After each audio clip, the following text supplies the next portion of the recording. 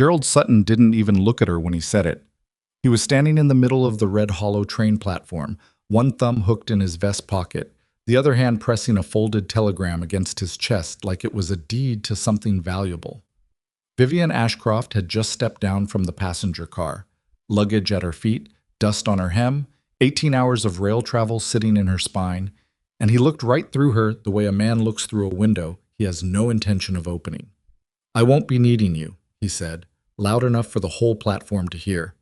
"I'm marrying Margaret Holloway next Friday. Woman's got 300 acres and no debt." He tucked the telegram back into his pocket. "You should have stayed in Charleston." Then he turned and walked away. He didn't even take his hat off. If this story already has you gripping your seat, you're exactly where we want you. Subscribe to our channel right now so you don't miss a single episode of stories like this one. Hit that like button and drop a comment telling us the city and country you're watching from, because we want to see exactly how far this story travels. Now let's go back to that platform, because what happens next is something Red Hollow never forgot.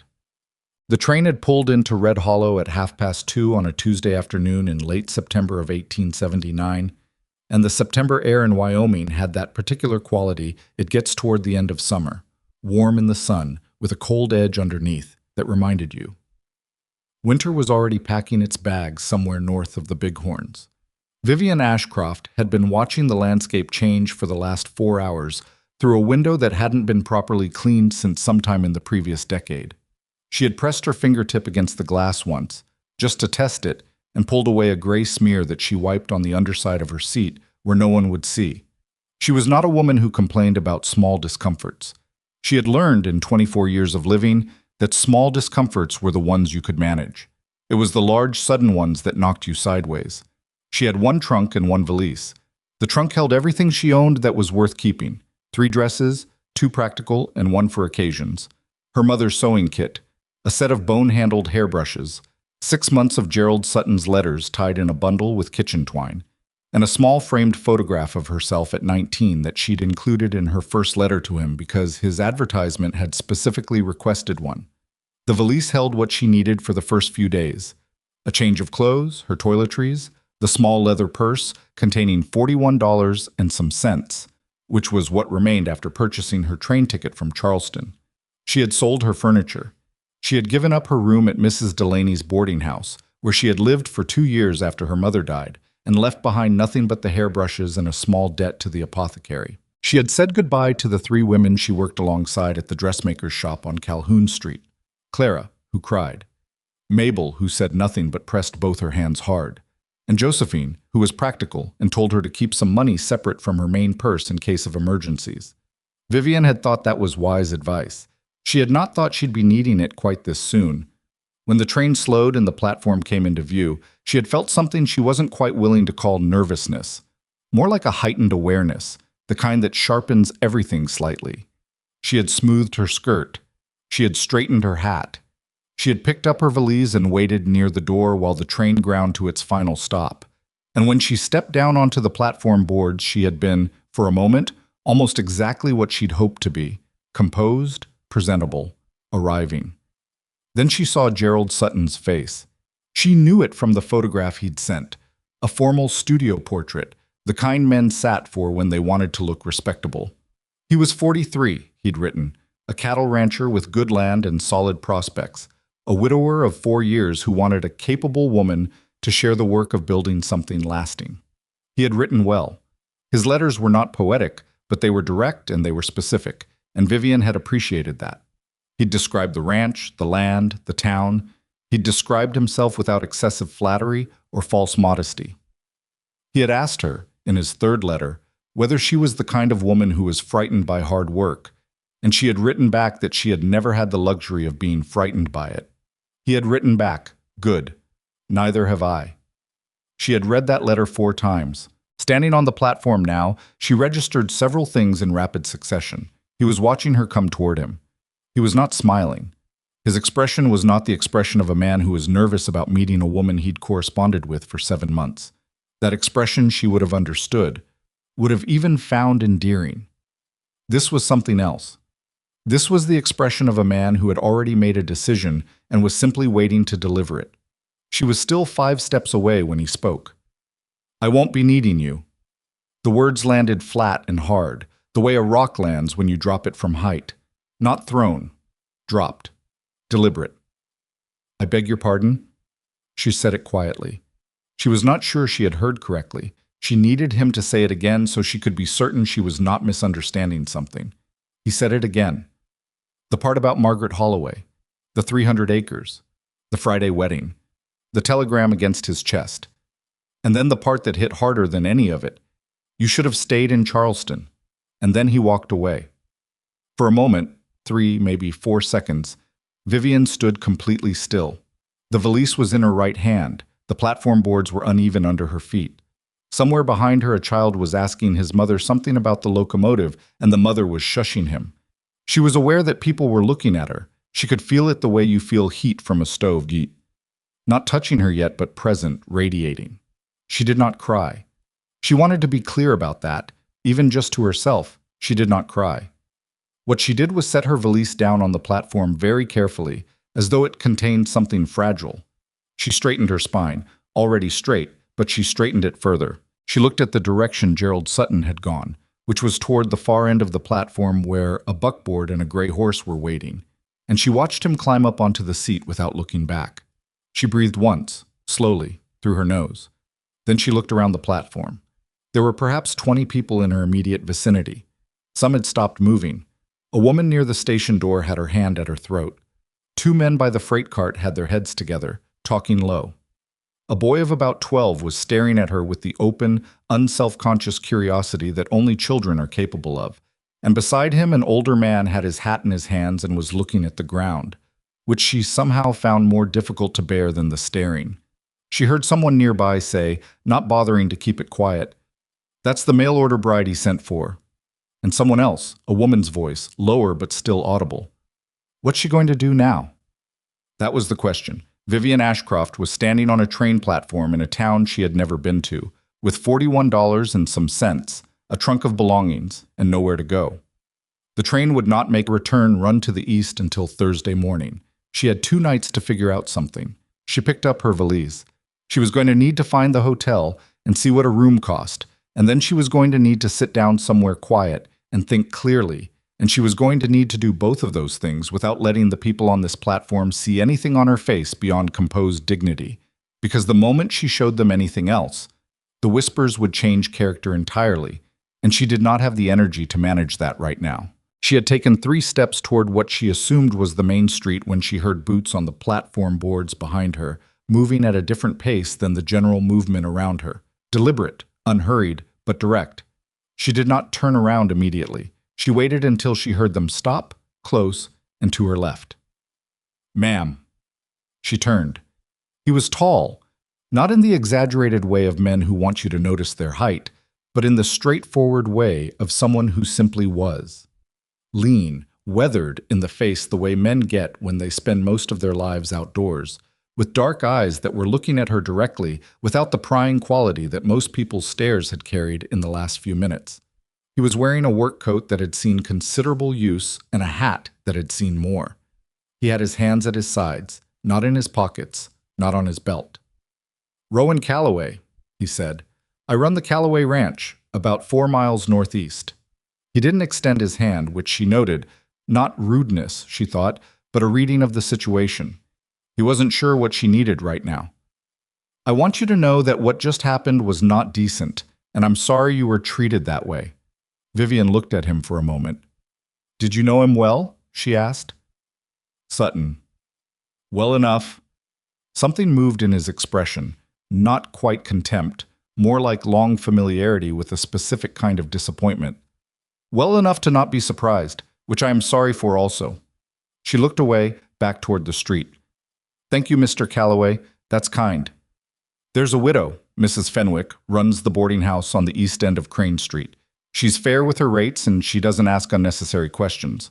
He pulled a folded bill from his coat pocket. "If it's a matter of—" "No." Her voice was quiet but firm. "Thank you. Truly. But no." He put the money back without comment. She appreciated that more than she could have explained. "All right," he said. Then after a brief pause, "The Grand Western Hotel on Main charges $1.50 a night and the sheets have fleas. Mrs. Fenwick charges 75 cents and they don't. Despite everything, despite the platform and the 20 watching people and the $41 and Gerald Sutton's retreating back. Vivian felt the corner of her mouth move, almost involuntarily, in something that was not quite a smile, but was in the neighborhood of one. "That's useful information," she said. "I thought it might be." She picked up her valise again and nodded once, the way you nod when a conversation has reached its natural end, and she started toward the street. She had gotten perhaps 10 feet when she heard him behind her again, not following, just speaking from where he stood. "Miss Ashcroft." She stopped but didn't turn all the way around. "Yes?" "If you find yourself needing work of an honest kind, I'm short a person to run my household accounts and the ranch books. The position pays $8 a month, room and board included." A pause. "No strings of any kind. The offer stands for as long as you're in Red Hollow, however long that turns out to be." Now she did turn. He was still standing where he'd been, hands at his sides, watching her with the same direct quality she'd noticed before, not pressing, just stating. "Why would you offer that?" she asked. He considered this. She had the sense that he was actually thinking about it, not assembling a polite answer, but actually thinking. "Because you're going to need something to do for the next 2 days until the train goes east," he said finally. "And because 3 months of honest work would give you enough to get back to Charleston, or somewhere else, with more than you've got right now. And because—" He stopped. "Because?" "Because Gerald Sutton made a public fool of himself today, and nobody said a word to him about it, and that bothers me." She studied him. He looked back at her without flinching, and without whatever quality it is that men get when they're trying to seem trustworthy. That over-eager straightforwardness that is actually a kind of performance. He just looked back at her. "I'll think about it," she said. "That's all I asked," he said. "What?" Mrs. Fenwick's boarding house was exactly as described. 75 cents a night, no unnecessary questions, sheets that did not bite. The room was small and faced west, and when Vivian sat on the edge of the bed and untied her hat and set it on the dresser, the late afternoon light came through the curtains in long horizontal lines that moved slowly as she sat there. She had been sitting for perhaps 10 minutes when she let herself feel, briefly and carefully, what she had been holding at arm's length since the platform. It wasn't grief exactly, or not yet. It was something more like a sudden weightlessness, the feeling of having all the structure of a plan removed from beneath you and finding yourself suspended in midair with nothing to push against. She had spent 7 months building toward a specific future. She had been methodical about it. She had read each letter carefully and thought about what they revealed. She had asked questions, practical ones, about the work involved and the conditions and what he expected of a partner.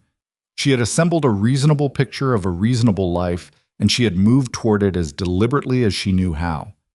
And the man she'd built it around had looked through her like a window. She sat with that for about 4 more minutes. Then she got up, unpacked what she needed from the valise, washed her face in the basin, and went downstairs to ask Mrs. Fenwick about the nearest place to get a decent meal. Mrs. Fenwick was a compact woman in her 60s with gray hair pinned up severely and the kind of practical efficiency that comes from running a small business alone for a long time. She set a plate of cold chicken and bread on the kitchen table without being asked and sat down across from it with her own cup of coffee. "I heard about the platform," she said. "I assumed you had," Vivian said.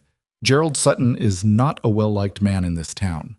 Mrs. Fenwick said this without particular heat, as though it were a weather report. "He is, however, a man with money and land and no remaining concern for what people think of him, which in this territory amounts to the same thing as power." She looked at Vivian steadily. "Are you all right?" "I will be," Vivian said. It was not a deflection. It was accurate. "What will you do?" "I'm deciding." Vivian pulled a piece of bread apart. "I met a man named Cowboy on the platform." Something shifted in Mrs. Fenwick's expression. Not alarm, more like a recalibration. "Rowan Calloway. You know him." "Everyone in this valley knows Rowan Calloway." She wrapped both hands around her coffee cup. "He's been ranching the northeast quarter of this valley for 11 years. Lost his wife to fever 7 years back. Runs a clean operation, pays his men on time, doesn't overgraze, doesn't cheat on weights." She paused. "He's not a man who says things he doesn't mean." "He offered me work," Vivian said. "Household management and accounts. 3 months, $8 a month, room and board. Mrs. Fenwick nodded slowly, as though this fit with something she already knew. And you're wondering. I'm wondering. What are you wondering exactly? Vivian looked at her plate. Whether it's a reasonable proposition or whether I'm so off balance right now that I can't tell the difference between a lifeline and a bad decision. Mrs. Fenwick was quiet for a moment. Then, if Rowan Calloway offers you a job and says no strings, there are no strings. That's just his character. She paused. Whether it's a reasonable proposition depends on what you need, which only you can answer. I need 3 months of earning time, Vivian said, to figure out what comes next. Then it sounds like a reasonable proposition. She went back to Calloway Ranch with him the following morning. He came to Mrs. Fenwick's at 7, which she appreciated. Not 6, which would have felt presumptuous, and not 8, which would have felt uncertain. 7 was the time of someone who was organized. He had a wagon rather than a buckboard, and the horse pulling it was a dark bay with a white star on her forehead. The morning was cold enough that her breath was visible. He helped Vivian load her trunk onto the wagon without commentary and climbed up to the seat beside her and picked up the reins, and they drove northeast out of Red Hollow without either of them saying anything for the first 10 minutes. She spent the silence looking at the land, which was big in the specific way of Wyoming. Not just wide, but somehow vertical, even in the flatness of the valley floor, as though the sky were pushing down and the earth were pushing back. She had lived her whole life in Charleston, where the horizon was almost always interrupted by buildings or trees or the marsh haze. Out here you could see for distances that made her feel slightly unmoored, as though she might need to reach out and hold on to something to keep her bearings. You can ask whatever you need to know, he said, finally, without preamble. She glanced at him. About the position? About anything that would help you feel less uncertain about where you're going. He kept his eyes on the road. I'd rather you have accurate information than spend the morning worrying about something I could have just told you. She considered this for a moment. How many people are on the ranch? Full-time? 7. 3 ranch hands, Tom Briggs, who's been with me 9 years. Pete Danner, 6 years. Cal Whitmore, 3. A cook, Delia, who's been there longer than any of us and runs the kitchen like it's her personal territory, which it is. A stable hand named Jesse, who's 16 and not always reliable in the mornings. And Hector, who oversees the cattle operation day to day and is the most competent man I've ever employed. He paused. And now you. What happened to the person who ran the accounts before? A brief pause. My wife did. After she asked, I handled it myself, which is not my strongest ability. A year ago, I hired a young man fresh from school in Cheyenne who turned out to have better arithmetic than judgment, and I let him go after he made 3 errors in the supply ledger and 1 significant error involving cash. What kind of error involving cash? Another pause, shorter. He helped himself to $20 from the reserve fund and thought I wouldn't notice. Did you fire him or press charges? Fired him. He was 19 and it was his first job, and I thought the lesson was sufficient. He glanced at her sideways. If you're asking whether I'll be watching you for the same thing, the answer is no. I make my judgments about people once, and then I hold to them. And your judgment about me is based on approximately 12 minutes of conversation on a train platform, Vivian said, not quite as a challenge, more as a statement of the obvious. My judgment about you is based on watching how you stood after Gerald Sutton walked away, he said. That told me what I needed to know. She didn't answer that. She looked back at the road. What exactly does the household management position involve? She asked. The accounts are the main thing. The ranch ledger, supply ordering, payroll calculations, correspondence with buyers and suppliers. Delia runs the kitchen and doesn't need managing. She'd be insulted by the suggestion. The ranch house needs attention. It's been functioning rather than maintained for several years, and it shows. Beyond that, it's whatever presents itself. $8 a month, she said. $8. First month paid at the end of the first week, so you know the money is real and not theoretical. She turned to look at him directly. Why the first week? Because you're walking into an unfamiliar situation on somebody's word, which requires a measure of trust from you, and the least I can do is demonstrate early that the word is good. He said this matter-of-factly, without any air of generosity, the way you state a practical principle. Vivian looked back at the road. All right, she said. All right? I'm saying all right to the terms. She straightened slightly on the seat. I'll have the ledger reviewed by the end of the first day, and I'll give you an accounting of what I find. He glanced at her. That fast? I worked accounts at a dressmaker's shop for 2 years. It's not complicated work, it's just careful work. She paused. Is the ledger badly kept? It's honestly kept, he said carefully. It's just not well organized. I can fix that. I expect you can, he said, and there was something in his voice that was not condescension and not flattery either, more like a quiet, straightforward confidence in her, based on nothing more than the evidence of the morning. She found that she didn't mind it. The Callaway Ranch announced itself first as a smell: wood smoke, horse, the deep mineral scent of the grassland, and then as a gate, timber with the name worked into it in iron letters that were starting to rust slightly at the joints, and then as a long, low approach road with the main house at the end of it and the outbuildings arranged in a practical arc to its left. The house was bigger than she'd expected, 2 stories, weatherboard, with a porch running the full front length. It had been, at some point, well kept. The bones of it were sound, good materials, solid construction, but the porch needed painting and one of the shutters on the upper left window was hanging slightly crooked, and the front garden had reverted over several seasons to something between cultivation and wilderness. She looked at it for a moment without saying anything. I know, he said, reading whatever was on her face. It's been functional. I wasn't going to say that, she said. I was going to say the structure is good. Whoever built it knew what they were doing. He looked at her briefly, as though checking whether she was being polite or genuine. My wife chose the design, he said. She had opinions about how a house should be built. She had good ones. They pulled up to the front, and before he had climbed down from the seat, the door of the house opened and a woman appeared on the porch. Delia, Vivian assumed, who was in her 50s with forearms that suggested she had been stirring things and lifting things for decades, wearing a work apron and an expression that was the very specific combination of curiosity, suspicion, and reserved judgment that domestic authority figures deploy when someone new is being introduced into their territory. Morning, she said to Rowan. Then she looked at Vivian with a neutral and thorough attention. Delia, Rowan said, this is Vivian Ashcroft. She's going to be managing the accounts in the house. Delia was quiet for a moment. The whole house? The accounts and the non-kitchen portions, Vivian said, before Rowan could answer. I understand the kitchen is yours. Delia looked at her steadily. That's right. Then we won't have any disagreement about that, Vivian said pleasantly. Something moved in Delia's expression, very briefly, that might, in better light, have been the beginning of approval. Breakfast was at 6, she said. If you're late, there's bread on the counter. That's fine, Vivian said. I don't need to be waited for. Delia looked at Rowan once, a look that communicated something, though Vivian couldn't read its precise content, and then went back inside.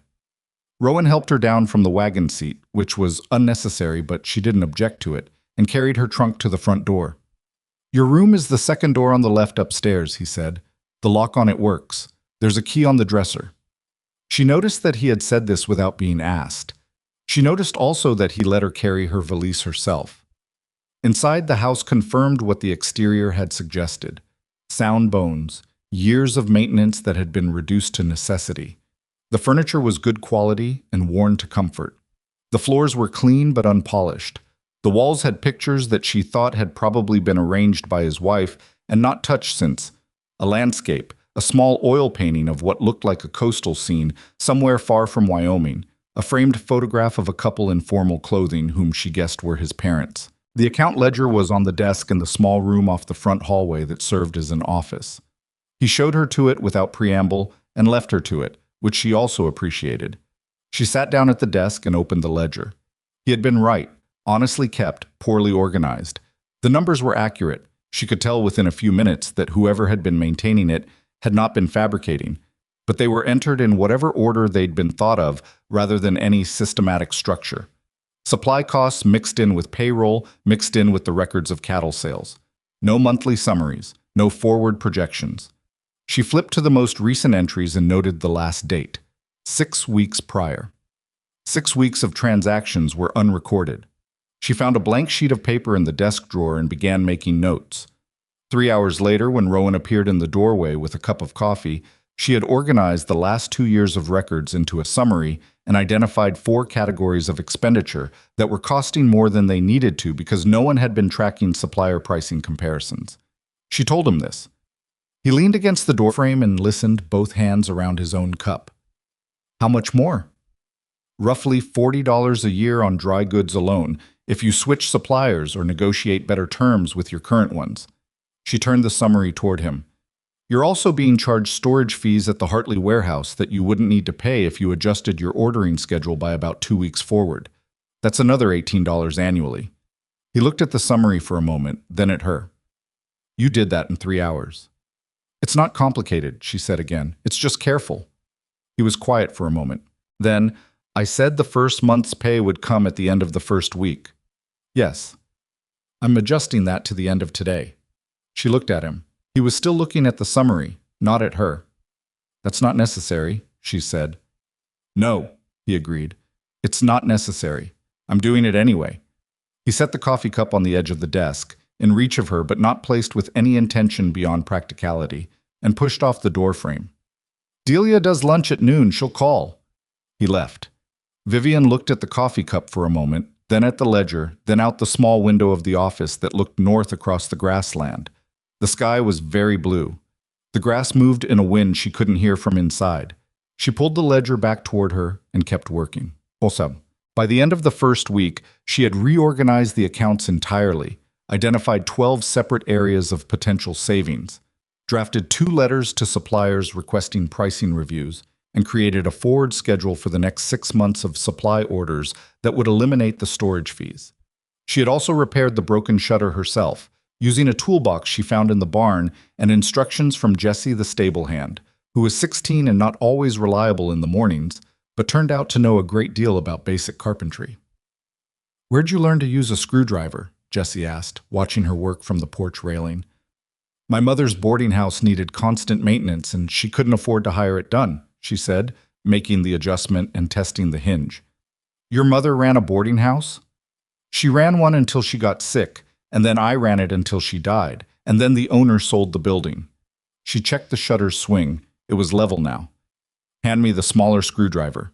Jessie handed it over without further question, but she could feel him looking at her with the recalibrated curiosity of someone who has discovered that a person is not what they initially assumed. By the end of the first week, also, she had been introduced formally to the 7 permanent members of the ranch in various ways. Tom Briggs was reserved but courteous. Pete Danner was cheerful and asked unnecessary questions, which she answered without irritation because the questions were well-intentioned. Cal Whitmore was shy and spoke mostly to his boots. Hector was 52, Mexican-born, had been running cattle operations for 30 years, and looked at her with the thoughtful assessment of someone who was determining whether she was going to make his life better or more complicated. She understood the assessment and didn't take offense at it. At the end of her 4th day, Delia put a plate of apple cake on the office desk without any comment and went back to the kitchen. Vivian ate it while reviewing the payroll records and understood that this was the closest Delia was going to come, for the time being, to a statement of acceptance. The one person she interacted with least in the ordinary course of the days was Rowan himself. This was not avoidance on either side. It was simply the structure of how a working ranch operated. He was out from before dawn until the late afternoon, and the work she was doing was primarily indoor and desk-based. They spoke in the evenings, usually on the porch after dinner, and the conversations were practical. She would report what she'd done, he would answer questions, and occasionally, more frequently as the days passed, the conversation would extend beyond the practical into other territory. On the 5th evening, he told her about the cattle breeding program he was developing, a crossbreeding approach he'd been reading about in agricultural journals that he believed could significantly improve herd quality over 5 to 8 years. He described it with a technical specificity that made it clear he'd been thinking about it for a long time and hadn't had many occasions to talk through it with someone who would engage seriously rather than politely. She asked questions because the questions occurred to her, and because the logic of the program was interesting, and because she noticed that when she asked a good question, his whole manner changed slightly, becoming more animated in a way he seemed to be only partially aware of. On the 7th evening, she asked him about his wife.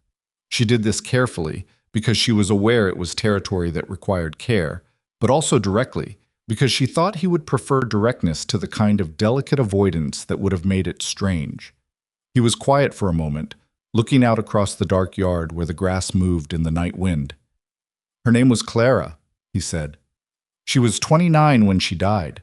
She was from Pennsylvania, came out here for the same reasons people come, or used to come. She believed in the possibility of the place. He paused. She was smarter than I am, better with people. She's the one who made the ranch hands feel like they were part of something instead of just employees, and I've been, imperfectly, trying to maintain that since. Another pause. She would have liked you. Vivian looked at the dark yard. I think I would have liked her. They sat with that for a moment, the comfortable silence of people who have been in each other's company long enough to not require constant filling of quiet space. Why didn't you marry again? She asked. 7 years is a long time. He looked at her. There was something in the look, not offense, but a recognition of the question's weight. I almost did, he said, 3 years after Clara, a woman named Helen whose husband had died. We had a reasonable understanding for about 4 months. He looked back at the yard. Then she moved to Denver to be near her sister, and I realized that what I'd felt wasn't what it should have been, for either of us probably. That's honest, she said. I try to be. You succeed at it more than most people. He looked at her sideways, in the way she'd come to recognize as his manner of checking whether a statement was simple observation or something more complex. You sound like you've known people who didn't. I've known plenty, she said. Gerald Sutton, for one. His expression shifted. He said more, I think, than what the platform saw. In those letters. She was quiet for a moment. He said enough in the letters to make me believe it was worth crossing half the country for. She kept her voice even. He was specific and he was practical and he never said anything that seemed untrue. She paused. I think the truth is just that he meant it all when he wrote it, and then Margaret Holloway appeared with her 300 acres, and he revised his priorities. It wasn't about me, exactly. That doesn't make it better. No, she agreed. But it makes it explicable. He looked at her again with that direct quality she'd stopped finding unsettling and had started finding she was aware of this and was being careful about it, something closer to steadying. You're not angry, he said. Not quite a question. I was angry, she said, for about 4 minutes on the platform. Then I set it down because I couldn't afford the weight of it. She looked out at the yard. I'll pick it up again sometime when I have space for it. He was quiet. Then, that's practical, she finished, with the not-quite smile she seemed to produce involuntarily in his presence. With an increasing frequency she was trying not to examine too closely. I was going to say admirable, he said, but practical also works. The night wind moved through the grass. The lamp behind them through the window put a yellow rectangle of light on the porch boards. Somewhere in the dark, one of the horses moved in the stable, a soft sound that carried easily in the quiet. I should go in, she said. I want to finish the supplier letters in the morning before breakfast. All right, he said. She stood, and he stood when she did. The automatic courtesy of a man raised to it, but done without self-consciousness. She went to the door and had her hand on it when she turned back. Mr. Calloway. Rowan, he said, for the first time, quietly, without pressing it. She considered this for a moment. Rowan. It felt different, saying it, more accurate, somehow, to whatever the actual situation was. What you did on that platform, stepping forward like that. You didn't know me. No, he said. Why did you do it? He stood with his hands in his coat pockets, the way he stood when he was thinking through something he wanted to say accurately rather than quickly. Because there are things you do, he said finally, not because you know the person, but because the moment is the kind that defines what kind of man you are. And I'd rather know the answer to that question before I have to. She looked at him for a moment. Then she went inside. She lay awake for a while, listening to the Wyoming night, the wind, the grass, the occasional movement from the stable, and thinking about how 3 months had seemed on the platform like a way station, a brief necessary interruption between where she had been and wherever she was going. She was not sure, lying in the dark in the second room on the left, that she had correctly anticipated what 3 months in this place was going to feel like. She was not sure of several things, actually. She pushed all of them aside with the same practical firmness she'd applied to everything else since the platform, turned onto her side, and went to sleep. But the thing about practical firmness is that it works better in daylight than in the dark. And what she didn't know, couldn't have known yet that first week, was that Red Hollow had not finished with her. Gerald Sutton's rejection had not gone unnoticed by everyone in the valley, and not everyone had drawn from it the same conclusions. There were those who pitied her, there were those who admired how she'd carried herself, and there were those, fewer but present, as there always are, who had decided, without much evidence, that a beautiful young woman who had come west for a man and ended up on a different man's ranch must be a particular kind of woman. That particular kind of judgment was coming.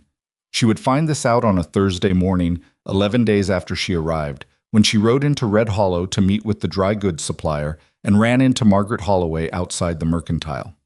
Margaret Holloway was 45, solid, with a face that had more authority than warmth and the manner of a woman who had managed her own affairs successfully for long enough that she'd stopped differentiating between efficient and unkind. She looked at Vivian with a thorough assessment that took perhaps 2 seconds and concluded itself before Vivian had fully stopped walking. "Miss Ashcroft," she said. Not a greeting, a notification of recognition. "Mrs. Holloway," Vivian said pleasantly, "I hear you've landed yourself at the Callaway Ranch." "I'm employed there, yes." Something moved in Margaret Holloway's expression, a carefully constructed, not quite smile that had ambiguity built into it, the kind designed to communicate something to anyone watching without leaving the speaker directly responsible for having said it. "Well," she said, "Rowan Callaway is a generous man." Vivian looked at her steadily. "He is," she said. "He also keeps excellent records and pays on time, which is what I primarily care about in an employer." A brief silence. Margaret Holloway recalibrated something. "Of course," she said. "Good morning, Mrs. Holloway," Vivian said, and went into the mercantile. Inside, she stood for a moment in front of the hardware display, bolts and nails and hinge sets arranged on a board, and breathed carefully. The conversation had been, on the surface, entirely polite. It had also been a very specific kind of assault, delivered with the precision of someone who had done it before and knew how to make it land without fingerprints. She understood what was being said. She understood what the valley was whispering. What she felt, standing in front of the hardware display, was not primarily humiliation, though that was there. It was something more specific, the frustration of being defined entirely by a situation someone else had created, of being the mail-order bride and then the woman on Callaway's ranch, with no room in that story for who she actually was. She bought the supplies she'd come for and drove back to the ranch. She told Rowan about it that evening. She told it plainly, without drama, and watched his face during the telling. "What she said wasn't false, technically," Vivian said. "That's the elegant part." "No," he said. His voice had gone to a very quiet place. "She knows what she was saying." "She does." Vivian was quiet for a moment. "I want you to know that I don't intend to let it change anything I'm doing here. If there are people in this town who've decided what story I'm in, that's their decision, not mine." He looked at her for a moment. "You don't have to justify your position here. I know that. I'm just telling you what to expect in case it affects the ranch." He looked out at the yard. His jaw had tightened slightly. "It won't," he said. "And anyone who brings that kind of noise onto my property is going to find out pretty quickly that I have limited patience for it." "I'd rather you didn't," she said. "I'd rather it be handled by what happens here, by what people see, than by confrontation." He looked at her. "You think you can change what they're saying by doing the work," she said. "Yes.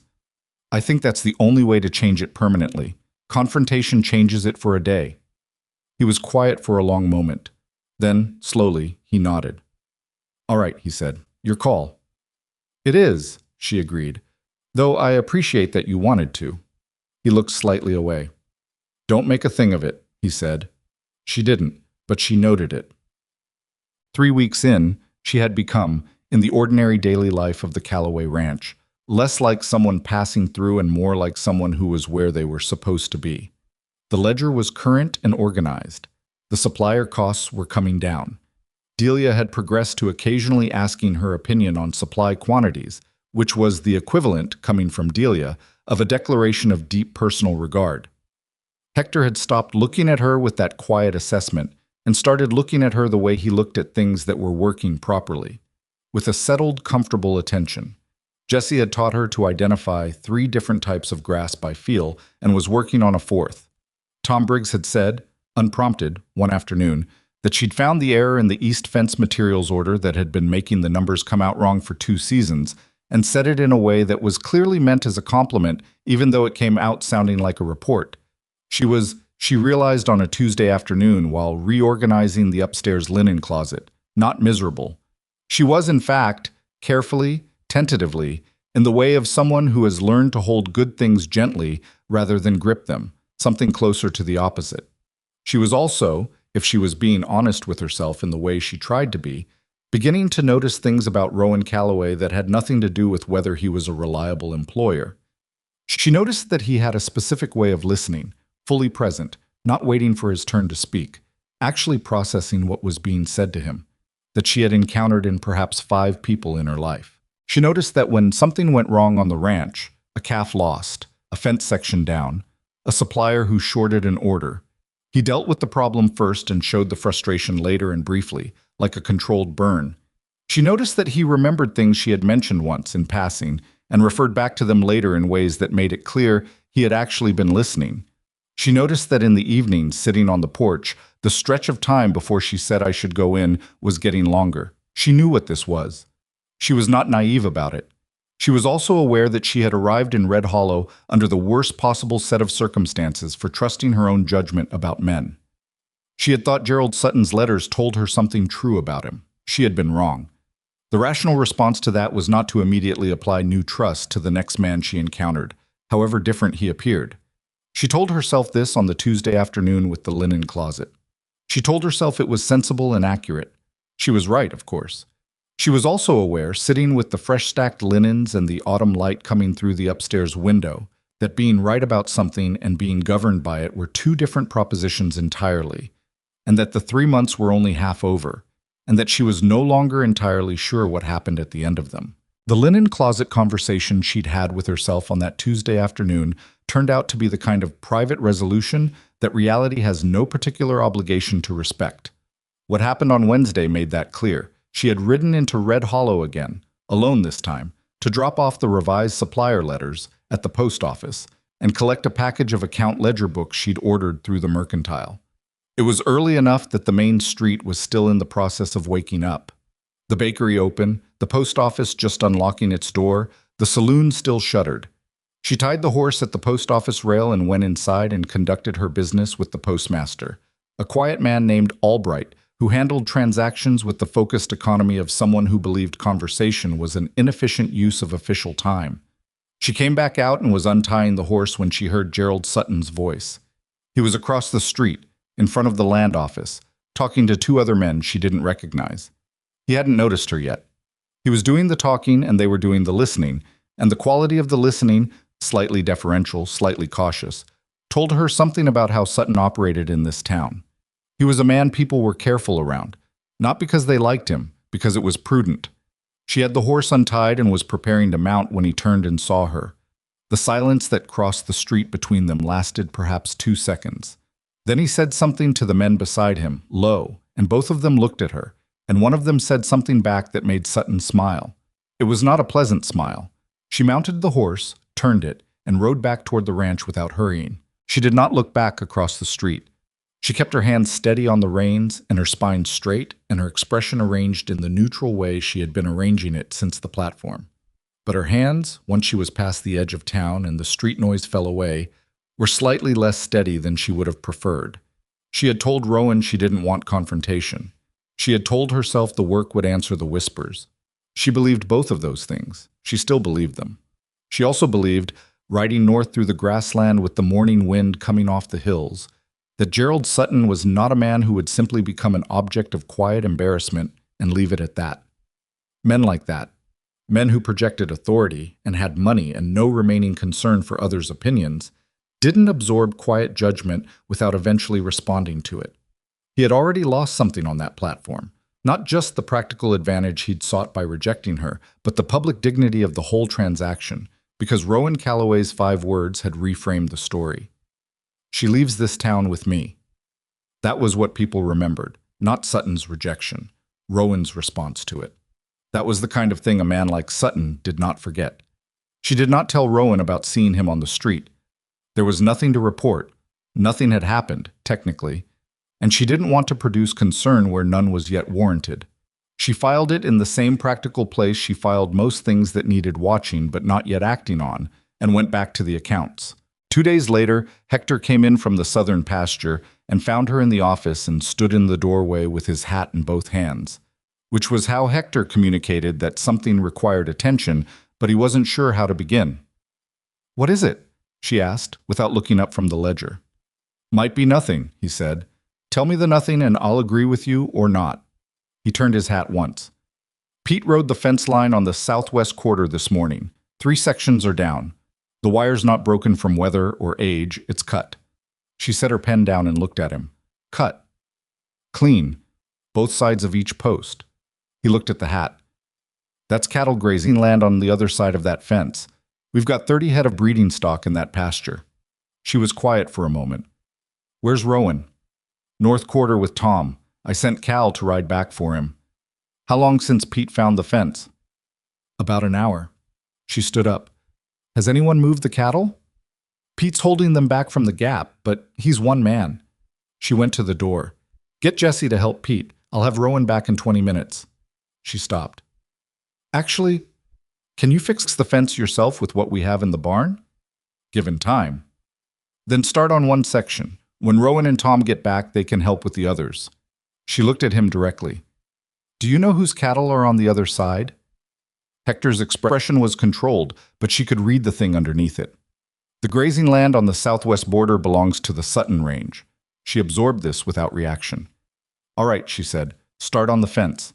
She got the horse and rode north. She found Rowan and Tom at the far fence line, which was also the one that needed attention, a section of posts that had heaved in the last freeze and needed resetting. They both looked up when she came at the pace she was riding, and Rowan's expression shifted before she had fully stopped. "Southwest fence," she said when she reached them. 3 sections down. Wire's been cut." Tom said something under his breath. Rowan was already moving toward his horse. "Sutton's cattle?" he asked. Hector didn't say so directly. He didn't need to. They rode back together, the 3 of them, at a pace that ate the distance quickly. She told him, on the way, about seeing Sutton on the street 2 days prior. She told it plainly, as she told most things, without editorializing. He listened without interrupting. "You should have told me," he said when she finished. Nothing had happened. Still nothing, she said. There was nothing to act on. He was quiet for the remainder of the ride, which was a particular kind of quiet she was beginning to recognize. Not anger at her, but something working itself through, something being assessed and weighed. When they reached the southwest pasture and she saw his face as he looked at the cut fence and the 30 head of breeding stock milling on the wrong side of it, she understood that the thing being weighed was old and had more history behind it than just this morning. "He's done something like this before," she said. It wasn't a question. Rowan crouched down by the nearest cut section. The wire ends were clean, as Hector had said. Professional, almost. 4 years ago, he said. Water rights dispute. 3 of my water sources came up compromised in the same month. Nothing I could prove directly. He looked at the wire. Sutton doesn't do things himself. He has people. Can you prove this? Same as last time, probably not. Then what do you do? He stood up, and when he looked at her, his jaw was set in the particular way that meant he was working hard at being measured. Fix the fence, he said. Move the cattle. Document everything. And then?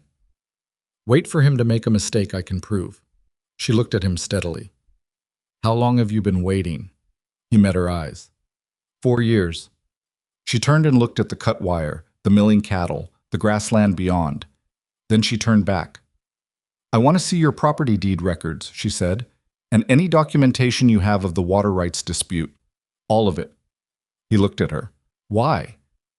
Because if he's been doing this for 4 years and nothing's been provable, that either means he's very careful or there's documentation somewhere that nobody's organized properly. She held his gaze. I'm good at organization. He studied her for a moment. That direct quality, assessing. Then he nodded once. Tonight, he said. Tonight, she agreed. They spent the rest of the afternoon fixing the fence. She worked alongside Hector and Jesse on the second section, while Rowan and Tom handled the first, and Pete moved the cattle back to proper position. The work was harder than anything she'd done in Charleston. The wire resisted, the post needed 2 people and sometimes 3, and by the time the sun started dropping, she had a cut on her left palm from the wire and dirt in places she would need to wash out carefully. Jesse looked at her hand at one point and said, "You want to stop?" "No," she said. He handed her a rag from his pocket. It was not clean. She wrapped it around her hand and kept working. Delia met her at the back door when she came in and looked at the wrapped hand and the general condition of her and said nothing, which, coming from Delia, was the equivalent of a long speech about frontier practicality. She put water on and produced a proper bandage from the kitchen cupboard and cleaned the cut with an efficiency that suggested she had done this many times. "Bad?" Delia asked. "Not deep," Vivian said. "Hurts, though." "Yes." Delia tied off the bandage and stepped back. "He let you help with the fence." "He didn't have grounds to stop me." A look crossed Delia's face. Complicated. Several things at once. "No," she said. "I suppose he didn't." She turned back to the stove. Dinner in 20 minutes. At dinner, the table was quieter than usual. The fence repair sat over the meal like a presence. Pete was tired and showed it. Tom ate with a focused efficiency that meant he was still working through something in his head. Hector said almost nothing. Rowan ate, asked 2 practical questions about the next day's schedule, and otherwise was internal in the way she'd come to understand meant he was managing something below the surface carefully. Afterward, she helped Delia clear, which she did most evenings, and which Delia no longer protested, and then went to the office, where Rowan had already laid out 3 boxes of papers on the desk. "That's everything," he said. He was standing by the window, coat still on from outside. "The deed records going back to when I bought the land. The water rights documentation. The correspondence during the dispute 4 years ago. What there is of it." He paused. "I'll tell you now. It's not organized." "I'll manage," she said. She sat down at the desk and opened the nearest box. He pulled the chair from the corner and sat down across from her, which surprised her slightly. She'd expected him to leave her to it. "I can explain what I remember of the sequence," he said. "Might be faster than trying to reconstruct it from the papers alone." She looked up. "All right." He told her the history while she worked through the boxes, pulling relevant documents and sorting them into categories as he spoke. The water rights dispute had begun in the summer of 1875, 4 years prior. 2 of his 3 water sources had suddenly shown contamination, chemical, not natural, and the third had been partially diverted by an earthwork that had appeared on the southwest property line overnight. He'd filed a complaint with the county. The county had sent a surveyor who found the earthwork but couldn't determine when it had been built or by whom. Sutton had denied any knowledge. The contamination had cleared on its own within 6 weeks, which a county official had noted as evidence it was likely naturally occurring, though Rowan believed otherwise. "There was a man named Warren," he said, deputy county clerk at the time. "He handled the complaint filing. I always thought he filed it wrong on purpose, put the wrong survey coordinates on the formal record, which meant the earthwork was technically documented as being on my property line rather than on his." "Is Warren still the deputy clerk?" "He moved to Cheyenne 2 years ago." Rowan paused. "Promoted." Vivian looked at the paper she was holding, the original complaint, with the survey coordinates notated in the margin. She looked at them carefully. "These coordinates are wrong," she said. "I know. That's what I just... No, I mean, I'm looking at your deed record right here, and the actual property line is clearly documented. The survey coordinates in this complaint are off by almost 200 yards. She turned the deed document toward him and placed the complaint beside it. "If someone challenged this formally, with a proper surveyor, not a county-paid one, the error would be obvious." He leaned forward and looked at both documents. For a moment, he was very still. "I didn't look at them side by side," he said. "At the time, there was a lot happening, and I was trying to manage the water shortage and the complaint simultaneously." "The error might have been deliberate," she said, "or it might have been genuine carelessness by a clerk who was being sloppy. Either way, it creates a documented discrepancy that a lawyer could work with." She looked at him. "Do you have a lawyer?" "I've used a man in Cheyenne named Alderman. I haven't spoken to him in 2 years.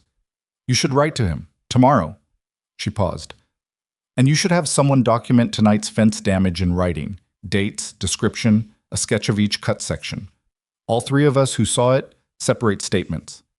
Rowan was looking at her the way he sometimes looked at her.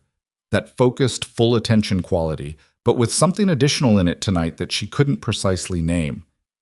You're not just organizing accounts, he said. No, she agreed. I'm figuring out how someone has been taking advantage of the fact that this ranch's documentation has never been put in order. She looked back at the papers. He's been able to get away with things partly because you couldn't counter them with clear records. That's fixable. Vivian, the way he said her name, not the formal Miss Ashcroft, not the careful distance of an employer, stopped her. She looked up. He was watching her with an expression that was, she thought, a man trying to be careful about something. Why are you doing this? She looked at him for a moment. It was a fair question. She thought about answering it practically. Because it's part of managing the ranch properly. Because organized records prevent problems. Because it's the right thing to do. All of those were true. Because I am tired, she said instead, of watching people who operate on the assumption that others aren't paying close enough attention. Sutton cut that fence because he assumes nothing organized is going to come from this direction. He's been assuming that for 4 years. She paused. I'd like to adjust that assumption. Rowan looked at her for a long moment. Then he sat back slightly, and something in his expression shifted. Something relaxed, minutely, that had been held taut. All right, he said quietly. They worked for another 2 hours. She organized. He answered questions and, increasingly, asked them about her system, about which documents she was flagging and why, about the legal logic she was applying, which was not legal training exactly, but the practical logic of someone who had managed accounts and correspondence for years and understood how documentation functioned as evidence. At one point, around 9 o'clock, Delia appeared in the doorway with 2 cups of coffee and set them on the desk corner and retreated without a word. Rowan and Vivian both looked at the cups, then at each other, and something passed between them that was almost amusement but settled into something quieter. She doesn't normally do that, he said. I know, Vivian said. She's decided something about you. I think she decided it right around the time I ate the apple cake without asking where it came from, Vivian said. He looked at her. She put cake in the office? Day 4. He was quiet for a moment. Delia has never put cake in the office, he said, with a mild wonder that she found, despite herself, charming. She went back to the papers. Don't make a thing of it, she said, using his own phrase back at him. He didn't, but she could feel him looking at the papers with something that was not entirely focused on the papers, and she chose not to acknowledge it. They finished around 10, and she organized the relevant documents into a separate folder for the letter to Alderman in Cheyenne. And they each wrote out their statements about the fence in separate documents, and she drafted a formal description of the damage with the date and time and the names of all witnesses. When it was done, she sat back in the chair and stretched her neck, which had tightened from 2 hours of leaning over the desk. And he stood and stretched also. And for a moment they were both just 2 people in an office at 10 o'clock at night who were tired and had accomplished something.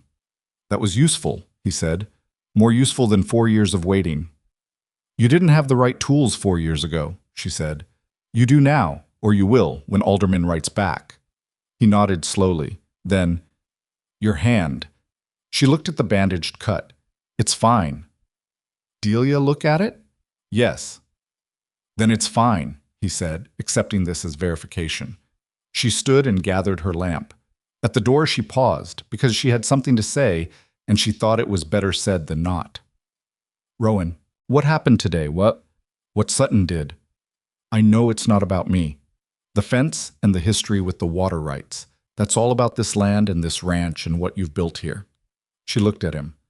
But I also know that what happened on the platform 4 weeks ago, the way things got reframed because of what you did, that irritated him. And I want you to know that I'm aware that my being here may have contributed to whatever decision he made about that fence. Rowan looked at her steadily. Sutton would have found a reason, he said. He's been looking for one for years. You're not the cause of this. I may have accelerated the timing. Maybe. He held her gaze. I don't have a problem with that. She studied him. You should think about whether that's true. I already have, he said, Tonight, while we were fixing the fence. He paused. The answer is the same. She looked at him for one more moment. Then she nodded and went upstairs. She lay in the dark for a while and thought about what had been said and not said, and about Sutton, and about the cut fence wire, and about the way Rowan had sat in the office, not because he needed to be there, but because he wanted to be there. She thought about all of these things with reasonable analytical distance, which was something she was good at. She also thought about how he said her name when he was being direct, and about the fact that being good at analytical distance did not, in practice, make a person immune to the things that made distance difficult. She thought about the 3 months, and about the question of what came after them, which she had been trying not to examine too directly. Then she stopped thinking about it because it was late and the cut on her hand was throbbing slightly, and she had a ledger to update in the morning. The weeks that followed settled into a rhythm that felt, paradoxically, both easier and more complicated. Easier because she knew the ranch now. Its patterns and needs, its small peculiarities, the way the supply schedule needed adjusting every 6 weeks to account for the mercantile's irregular delivery times. The fact that the east pasture gate had a latch that only Hector knew the trick of. The specific way Delia's mood in the morning predicted the quality of the next 12 hours in the kitchen. She knew where things were and what they required, and she moved through the work with the efficiency that comes from actual familiarity rather than careful attention. More complicated because knowledge, it turned out, was not the same as distance. Knowing a place meant you were no longer outside it looking in. And knowing the people in it, really knowing them, the way you know people when you share a table and a porch and a working day, made the careful analytical stance she'd been maintaining increasingly difficult to sustain with full integrity. Jessie had taken to sitting on the fence rail when she came out to ride in the mornings, offering unrequested information about the horse's current temperaments, with the enthusiasm of someone who had found an audience. He had also, at some point, started teaching her to read the weather, not from instruments, but from the quality of the light and the behavior of the grass, things he'd learned from Hector, who had learned them somewhere in a life that preceded Wyoming. She listened and remembered, because the information was genuinely useful, and because Jessie's pride in teaching something was evident and touching in the way that very young people's pride usually is before life teaches them to conceal it. Hector, as the weeks passed, had begun occasionally stopping at the office door in the evenings to ask her opinion on operational questions, not because the questions required account management, but because, she suspected, he had determined that she had good judgment and it was efficient to use it. The questions were things like whether it made sense to consolidate the south and east herd management into a single rotation, or whether the breeding program Rowan was developing should be documented in a separate ledger from the general operations. She answered honestly, including when the honest answer was that she didn't know enough about cattle operations to have a valid opinion. Hector responded well to that. "Most people fake the opinion anyway," he said once. "What's the point of that?" she asked. "Saves face," he said. "At the cost of being wrong," she said. "Yes," he said, as though she had confirmed something he had always believed. Tom Briggs had reached some threshold she couldn't precisely identify. On a Thursday afternoon, about 5 weeks in, he stopped by the office to say that the supply delivery from Cheyenne had come in 3 days early, and she noticed that he said this to her directly, rather than going to find Rowan first. It was a small thing. It was also not small. Pete Danner remained cheerful and inquisitive. Cal Whitmore remained shy and communicative primarily through his boots. With Delia, things had reached a functional warmth that neither of them discussed or acknowledged, which was exactly right for both of them. The kitchen remained Delia's territory absolutely, and Vivian respected this with a completeness that Delia apparently found sufficient basis for trust. They had begun, in the mornings, to share the first hour of the day in a companionable parallel. Delia at the stove, Vivian at the kitchen table with her coffee and the day's account notes, without needing to narrate the arrangement. Once, Delia said, "Gerald Sutton's first wife died young too." Vivian looked up from her notes. "I didn't know he'd been married." 18 years ago. She was from a decent family in Colorado." A pause, Delia stirring something. Nobody was surprised. Vivian held that for a moment. "What do you mean?" Delia set the spoon down and turned to look at her directly, something Delia did rarely and only when she meant to be heard precisely. "I mean, nobody was surprised she died young. Not the way people usually mean that." She picked the spoon back up. "I'm not saying anything I could prove." Vivian looked down at her account notes. The kitchen was quiet except for the stove. Outside, Jesse was talking to one of the horses in his morning way. "Thank you," Vivian said quietly. Delia said nothing. But the kitchen stayed companionable. The letter from Alderman in Cheyenne arrived 3 weeks after they sent it. Rowan brought it to the office in the afternoon, and they read it together, standing at the desk side by side, in a posture that had become, without either of them deciding it, their ordinary arrangement for shared information. Close enough to see the same document, shoulders almost but not quite touching. Alderman's assessment was measured and careful, the way lawyers write when they're being honest about mixed prospects. The documented coordinate discrepancy in the original complaint was, he wrote, a legitimate legal anomaly that created grounds for a formal challenge to the water rights filing. Whether it was actionable depended on additional documentation and would require a proper survey by an independent party. The fence damage, documented as they had documented it, was more difficult. Without a witness to the cutting itself, circumstantial evidence was unlikely to rise to the level required for a civil action. However, he noted, it contributed to a pattern that, if the water rights challenge was pursued and successful, could form the basis for a broader claim of deliberate interference. "He's saying we have something," Vivian said, when they both finished reading. "He's saying maybe," Rowan said. "That's more than you had 4 years ago." He folded the letter. There was something in his expression, not relief exactly, more like the careful management of something that wanted to be relief but had been disappointed before and was protecting itself. "The survey will cost money," he said, "and if Sutton gets wind of it before we're ready, he'll have time to—" "I know," she said. "We move quietly. I can write to Alderman to recommend a surveyor who doesn't operate locally, someone Sutton won't have a connection to. And we don't change anything visible on the ranch that would signal to him that something's changed." Rowan looked at her sideways. "We." She stopped. The word had come out naturally, without her noticing. She looked at the folded letter in his hands. She started. "Don't," he said. Not unkindly, just stopping her from backtracking. He set the letter on the desk and looked at the window. "Don't qualify it. It's accurate." She was quiet. The window showed the front yard, the gate, the road north. The late afternoon light made everything look amber and permanent. "It's accurate for now," she said, carefully. He turned and looked at her. She looked back. It was the kind of moment that has a specific weight, when two people in a room are both fully aware of exactly what is being said and not said, and the space between those two things is charged with something that neither of them is ready to close yet. "Yes," he said. "For now." He picked up the letter and moved toward the door. "I'll write to Alderman tonight." "I'll draft it," she said. "You tell me what you want said." He paused at the door. "All right." He left. She sat down at the desk and looked at the blank paper in front of her and was very still for a moment. Then she picked up the pen and began to draft the letter. The autumn deepened into October with the particular efficiency of Wyoming weather, which does not ease into its seasons but simply arrives in them. The days shortened fast. The mornings had real cold in them now, not the light cold of September, but the substantive kind that reminded you it was building towards something. She had been at the ranch for 6 weeks. The accounting was the best it had been in years. Rowan had said this in his direct way, without embellishment. The savings from the supplier renegotiations were materializing. The first month's reduced costs had come in $12 under previous levels, which wasn't dramatic but was consistent.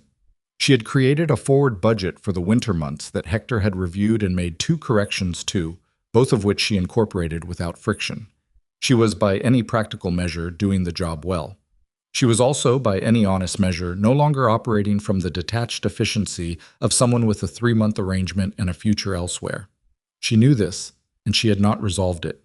She had set it to the side the way you set a question to the side when you don't have enough information to answer it. Not ignored, just deferred, pending further evidence. The evidence kept arriving, though, in small forms, persistently. On a cold morning in the second week of October, she had come downstairs before dawn. She'd been waking earlier as the days shortened, an adjustment she didn't fully understand, and found the kitchen empty and the stove unlit. She'd started the stove herself, for the warmth and for the coffee.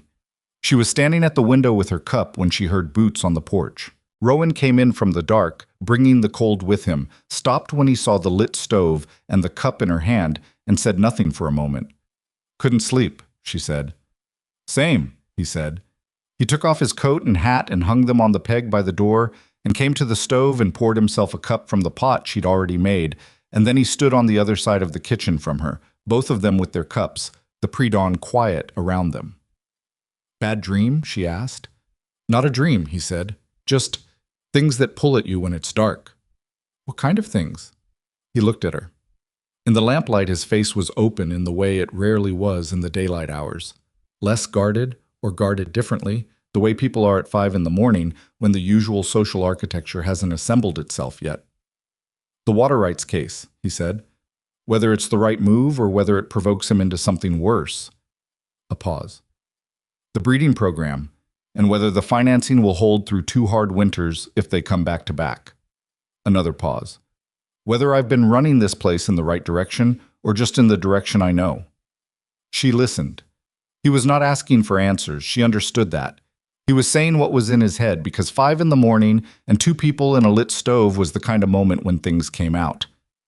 "And?" she said, because there was an and. He looked at his cup. "And whether 3 months is an amount of time that means anything at all, or whether it's just a number somebody said." The kitchen was very quiet. Outside, the first gray beginning of the morning was just starting to distinguish itself from the dark. She did not answer him directly. She thought about whether to and decided against it, because they were both in the particular vulnerability of the early morning, and she didn't want to say something that was true at 5 o'clock and complicated at noon. She also thought it was a question that was better answered over time than in words.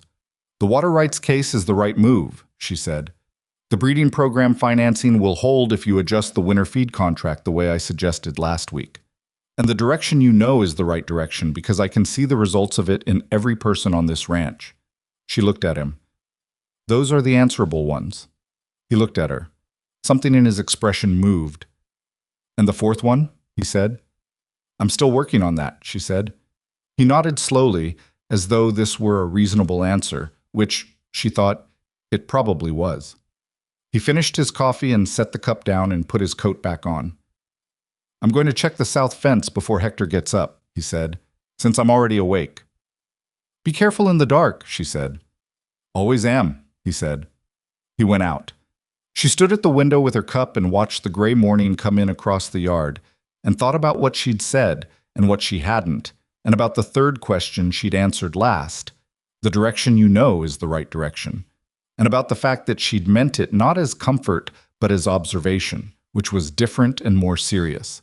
She also thought about the fact that she was now, 6 weeks in, considerably more uncertain about what happened at the end of 3 months than she had been at the beginning. Then Delia came downstairs, took one look at the lit stove and the made coffee, and said, "You started the fire." "You were asleep," Vivian said. "I'm never asleep at this hour," Delia said, with the affronted dignity of a woman whose routine has been disrupted by someone being helpful. "You were this morning," Vivian said pleasantly. Delia poured herself a cup of the coffee and drank it without further comment. This was, Vivian had learned, Delia's version of concession. The morning moved forward. The ranch came awake in its usual sequence. The work resumed. And somewhere south of the ranch, on the other side of the repaired fence line, Gerald Sutton was sitting at his own breakfast table, reading a letter from his man in town, the one who kept an eye on things, that told him something he found very interesting, that Vivian Ashcroft had been seen leaving the Red Hollow post office with a package of correspondence that, if his man's information was accurate, had been sent by a lawyer in Cheyenne. He set the letter down and drank his coffee slowly. Then he told the man sitting across from him, a wide-shouldered individual who was not, technically, employed by the ranch, that he might need his particular skills in the coming weeks. The man nodded and asked what kind of skills. Sutton said the kind that don't leave clean evidence. Outside the Callaway Ranch, the October morning was brilliant and cold and deceptively peaceful, and Vivian was at her desk reviewing the winter feed contract adjustments, and Rowan was in the south pasture checking fences he'd checked the night before because he couldn't sleep, and neither of them knew yet what was already moving toward them from the south. The first sign came on a Wednesday, and it wasn't the fence this time. Pete Danner found it at first light. 3 of the breeding herd's best cattle, the ones Rowan had been developing his crossbreeding program around, standing at the far east water trough, with a stillness that was wrong. Not sleeping standing, which horses do and cattle sometimes do. Wrong standing. Two were on their feet but unsteady, moving their heads in the slow, effortful way of animals that are trying to function through something interfering with the effort. The third was down. Pete came to the house at a run, which was not how Pete Danner moved under ordinary circumstances. Vivian heard the boots on the porch before Rowan did. She was already at the desk by 6:30, the winter feed contract revisions laid out, and she was at the front door when Pete reached it. "Something's wrong with the East herd," Pete said.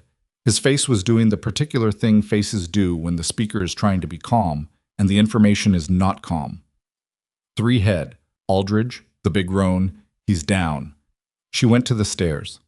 "Rowan," she called up, clear and loud, not panicked. He was down in 2 minutes, coat half buttoned, and they went to the east pasture together with Pete and Hector, who had heard the commotion from the bunkhouse. Aldridge was still down when they got there. The other two were marginally better, or at least more upright, but their eyes were dull in the specific way that meant internal trouble. Rowan crouched beside Aldridge and put his hands on the animal's neck and flank, and stayed there for a moment with his eyes closed in the way of someone making a physical assessment through touch. "Water," he said. Hector was already at the trough, crouching low, looking at the surface and then cupping a small amount in his palm and bringing it to his nose. He stayed that way for a full 3 seconds. "Something in it," he said. He set the water back without drinking it. "Not strong, but wrong." Vivian looked at the trough. An iron tank, about 6 feet long, fed by a pipe from the eastern water source. She looked at the pipe. She looked at the ground around the pipe inlet, which was soft from recent moisture and showed, very clearly in the early morning light, boot prints that were not from anyone on this ranch. She had learned in the past 6 weeks the boot prints of every person who worked here. "Someone was at the pipe," she said. Rowan stood and looked where she was looking, his jaw set. "How long ago?" he asked Hector. Hector looked at the prints, reading them the way he read the grass for weather. "Night. Late. The ground was drier when they came. The print edges are crisp. After midnight."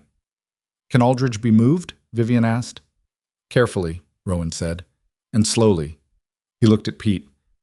"Get the other two away from this trough and onto the north water source. Check the north source first before you let them drink." He looked at Hector. "Get Doc Marsh from Red Hollow." "Doc Marsh is a people doctor," Hector said. "I know. He's also the only one in 20 miles who knows anything about treating poisoning and can tell us what's in that water." Rowan looked at the trough.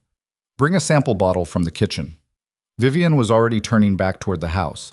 She got the bottle, and she got a second one, and she returned to the trough and filled both samples herself because she wanted to be careful about the seal and the label. She wrote the date, time, and source location on each label in her careful hand. "2 samples," she said when she gave them to Hector. "In case one breaks." Hector looked at the bottles, then at her. He didn't say anything, but he tucked both bottles into his coat with a care that communicated that he understood the logic and agreed with it. He rode out. The morning that followed was one of the hardest Vivian had experienced since arriving in Wyoming, and not because she was frightened exactly, but because there was very little she could do that was useful, and she was not good at that condition. She helped where she could. She held the gate while Tom and Cal maneuvered Aldridge slowly across the pasture to the barn. She brought water to the 2 standing cattle from a clean source and watched them drink with the cautious attention of someone who is monitoring for change. She made coffee and brought it to the people who were working and made sure it was available without insisting anyone take it, because there are times when you push help on people and times when you simply make it available. Rowan was in the barn with Aldridge when she brought his cup. She set it on the rail, and he didn't look up from where he was crouched beside the roan, so just said, "Thank you," in the voice of a man who is concentrating on something else entirely. She stood at the barn entrance for a moment. Aldridge was breathing, labored, but breathing. "Is he the best of the breeding stock?" she asked. "He's the center of the program," Rowan said. "Everything else I've been developing is built around his bloodline." A pause. "If he dies, the program doesn't end, but it goes back 3 years. She absorbed this. "Then he won't die," she said. Not as a promise. She had no authority to make that promise. more as a statement of intention. Rowan glanced up at her then, briefly. He didn't answer, but something in the glance acknowledged what she meant. She went back to the house. Doc Marsh arrived by mid-morning, a rangy man in his 60s who had come to Wyoming as a young physician and stayed because, he told whoever asked, the territory kept him from being bored. He examined the water sample with a concentrated attention that suggested he had seen this kind of thing before, and then he went to the barn and examined Aldridge and the 2 other affected cattle, and then he came to the kitchen table and told Rowan and Vivian what he'd found. White hellebore extract, he said, or something near enough to it. It's plant-based, which is why the concentration is relatively low. Whoever put it in there either didn't know the proper dose or didn't want to kill outright. Wanted to sicken. He folded his hands on the table. The roan is the worst because he drinks more than the others. He'll be down for 3 to 4 days. He'll likely recover if you keep him off the bad water and get fluids into him regularly. Likely, Rowan said. I won't say certainly. He's stressed and he's not young. Doc Marsh looked at him steadily. But he's strong, and the dose wasn't high enough to be definitive. I'd say 70-30 in his favor. Rowan was quiet. White hellebore, Vivian said. Is it something you'd find on this property? Grows wild along stream banks, Doc Marsh said. But extracting it in a concentrated form requires preparation. Someone who knows what they're doing. He paused. Or someone who was told what to do. Vivian looked at Rowan. He was looking at the table. I need you to write that down, she said to Doc Marsh. Everything you just told us. The substance, the probable concentration, the method of introduction, your assessment of the source. Dated and signed. Doc Marsh looked at her. For legal purposes. For documentation purposes, she said. Whether legal purposes follow is a separate question. He nodded slowly and accepted the paper she provided and wrote his account with the careful precision of a man who understood, without being told, that precision mattered here. He signed it.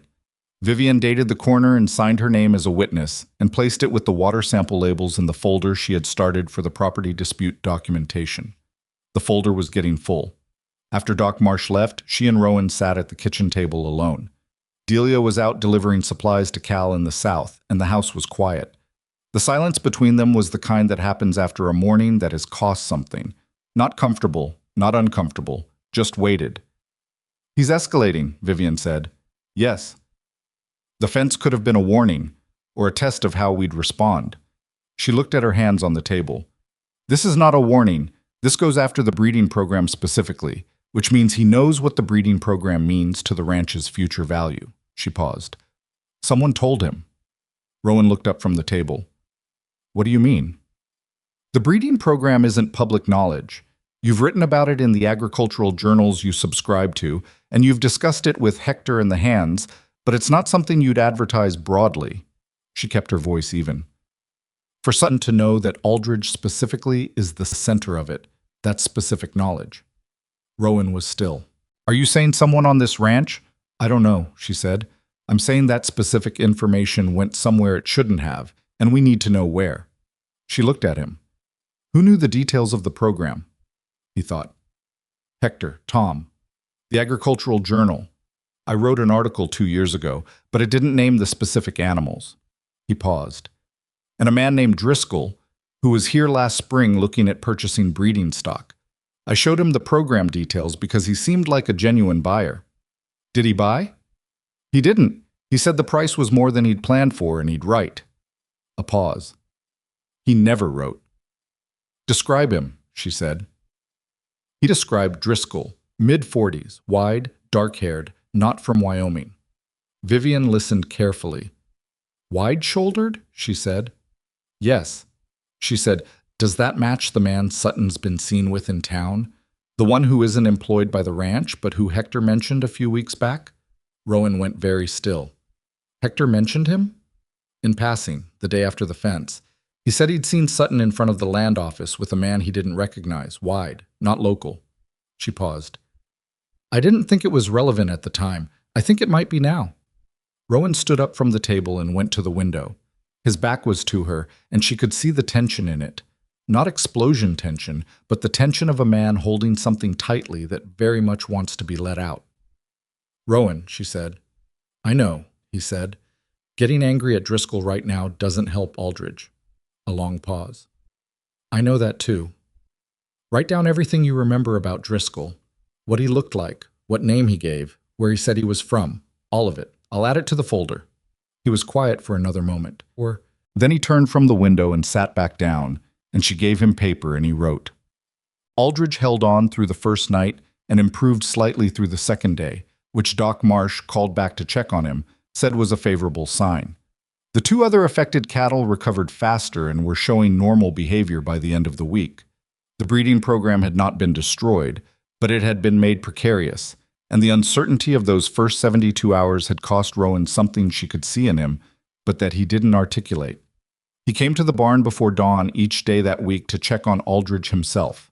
She knew this because she was awake for 2 of those mornings and heard him go, and because Jesse, who slept in the stable loft and had appointed himself unofficial night watch after the poisoning, told her. He sat with him for 2 hours last night, Jesse said on the third morning. Just sat there. Vivian was at the fence rail where she'd been helping Jesse with the morning feed. She didn't look up from the feed bucket. That's his business, she said. I know, Jesse said. I'm just saying. A pause. He doesn't do that. Not normally. He checks on things and then he goes back to what needs doing. He doesn't sit. She looked up at the stable. The door was closed. Inside, she knew from her morning check, Aldridge was standing, actually standing, on his own for the first time since the poisoning. He'll be all right, she said, meaning Aldridge. Yeah, Jesse said, meaning something slightly different. He picked up the next feed bucket. She says you're different from the other one. The other one? The woman who was here 2 years ago, the one Rowan was going to marry. He said it without the caution an adult would have applied, just as information, the way teenagers report things. Helen, Delia says you're different. Vivian was quiet for a moment. In what way? Jesse shrugged. She said Helen was nice, but she was going to leave. She said she could see it before Helen knew it herself. He looked at the feed bucket. She didn't say what you were going to do. Did you ask her? She said some things you've got to figure out for yourself. Vivian absorbed this. Delia, in the kitchen, through Jesse, on the fence rail at 7 in the morning. The woman's methods were oblique but remarkably effective. Finish the south section first, she told Jesse. Then come find me. I want to check the north water source before Hector gets back. She spent the rest of that morning methodically testing each of the ranch's 5 water sources, taking small samples and labeling them and checking for the smell and visual qualities that Doc Marsh had described as early indicators. All 5 were clean.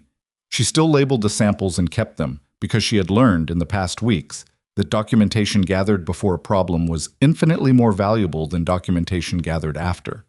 She was at the north source, the last of the 5, crouched at the pipe inlet with her sample bottle, when she heard a horse behind her. She stood and turned. The man on the horse was not from the ranch. He was wide-shouldered, mid-40s, dark-haired, sitting on a gray horse on the far side of the north fence, with an ease that suggested he had been there a while before she noticed him. He was looking at her with an assessment in it that was not comfortable. Miss, he said. She stood straight. The sample bottle was in her hand. This is private property, she said. That fence is the property line. Just passing through, he said. His voice was flat, without particular regional accent, the accent of a man who had spent time in many places and absorbed none of them. You're not passing through, she said. You stopped. A slight smile. Not a good smile. Nice morning for stopping. The road to Red Hollow is 3 miles west, she said. If you're looking for passage through the territory, that's the public road. He looked at her for another few seconds with that assessment she disliked, and then he looked at the sample bottle in her hand, and then back at her face, and his expression changed very slightly, acknowledging, she thought, that she had understood something, and he knew she had understood it. Careful out here alone, he said. Country's not always safe for a woman on her own. He turned the horse and rode south without hurrying. She watched him go until he was small against the grassland, and then she finished sealing the sample bottle and walked back to the ranch at a pace that was not a run but was faster than normal. She found Hector in the equipment barn. Wide man, she said, mid-40s, dark-haired, gray horse, heading south from the north water source. She described the encounter in the same plain, organized way she described everything. Is that the man you saw with Sutton? Hector was quiet for a moment. Close enough, he said carefully. He came to look at something, she said. Either he was checking the effect of the poisoning, or he was checking whether we'd responded in a way that worried him. She paused. He saw the sample bottle. So he knows we're documenting. Yes. She looked at Hector. Where's Rowan? South Quarter. Send someone for him, please. Not urgently. I don't want the man to see a lot of movement if he's still watching, but soon. Hector sent Cal. Rowan was back in 20 minutes. She told him exactly what had happened, sitting in the office, the sample bottle on the desk between them. When she finished, Rowan was quiet for a long time, long enough that she let it go without filling it. He's watching to see if we'll act, he said finally. Yes. And now he knows we're collecting evidence. She looked at the bottle. Which means if he was considering escalating further, this tells him the window is closing. Which might make him more dangerous. Or it might make him more cautious. Depends on how much patience he has. She paused. I think he doesn't have a great deal. He's been escalating quickly. Fence, then water, then the direct observation. That's not the pattern of a patient man. Rowan leaned back in the chair across from the desk. What do you want to do? The question landed with a particular quality. Not what should we do or what do you think? What do you want to do? She held it for a moment. I want to write to Alderman again, she said. Tell him about the poisoning and the man at the fence. Today. She paused. I also want you to talk to Tom and Pete and Cal separately. Not about Driscoll, just generally about whether anyone's been approached by anyone asking about the ranch's operations. Without suggesting you suspect anyone, just a general conversation. You think it might have been deliberate. I think Driscoll could have been very good at asking questions that seemed innocuous. She kept her voice even. I'm not accusing anyone. I'm ruling things out. He nodded. Tonight? As soon as you can do it naturally, she said. Not all three in a row. That'll look like an inquiry. I know how to talk to my men, he said, without edge, just as a fact. I know you do, she said. I'm sorry. He looked at her. Don't apologize for being thorough, he said. It doesn't suit you. She looked at him for a moment. Then she picked up the pen and started the letter to Alderman. Ma. 2 days later, the letter was sent.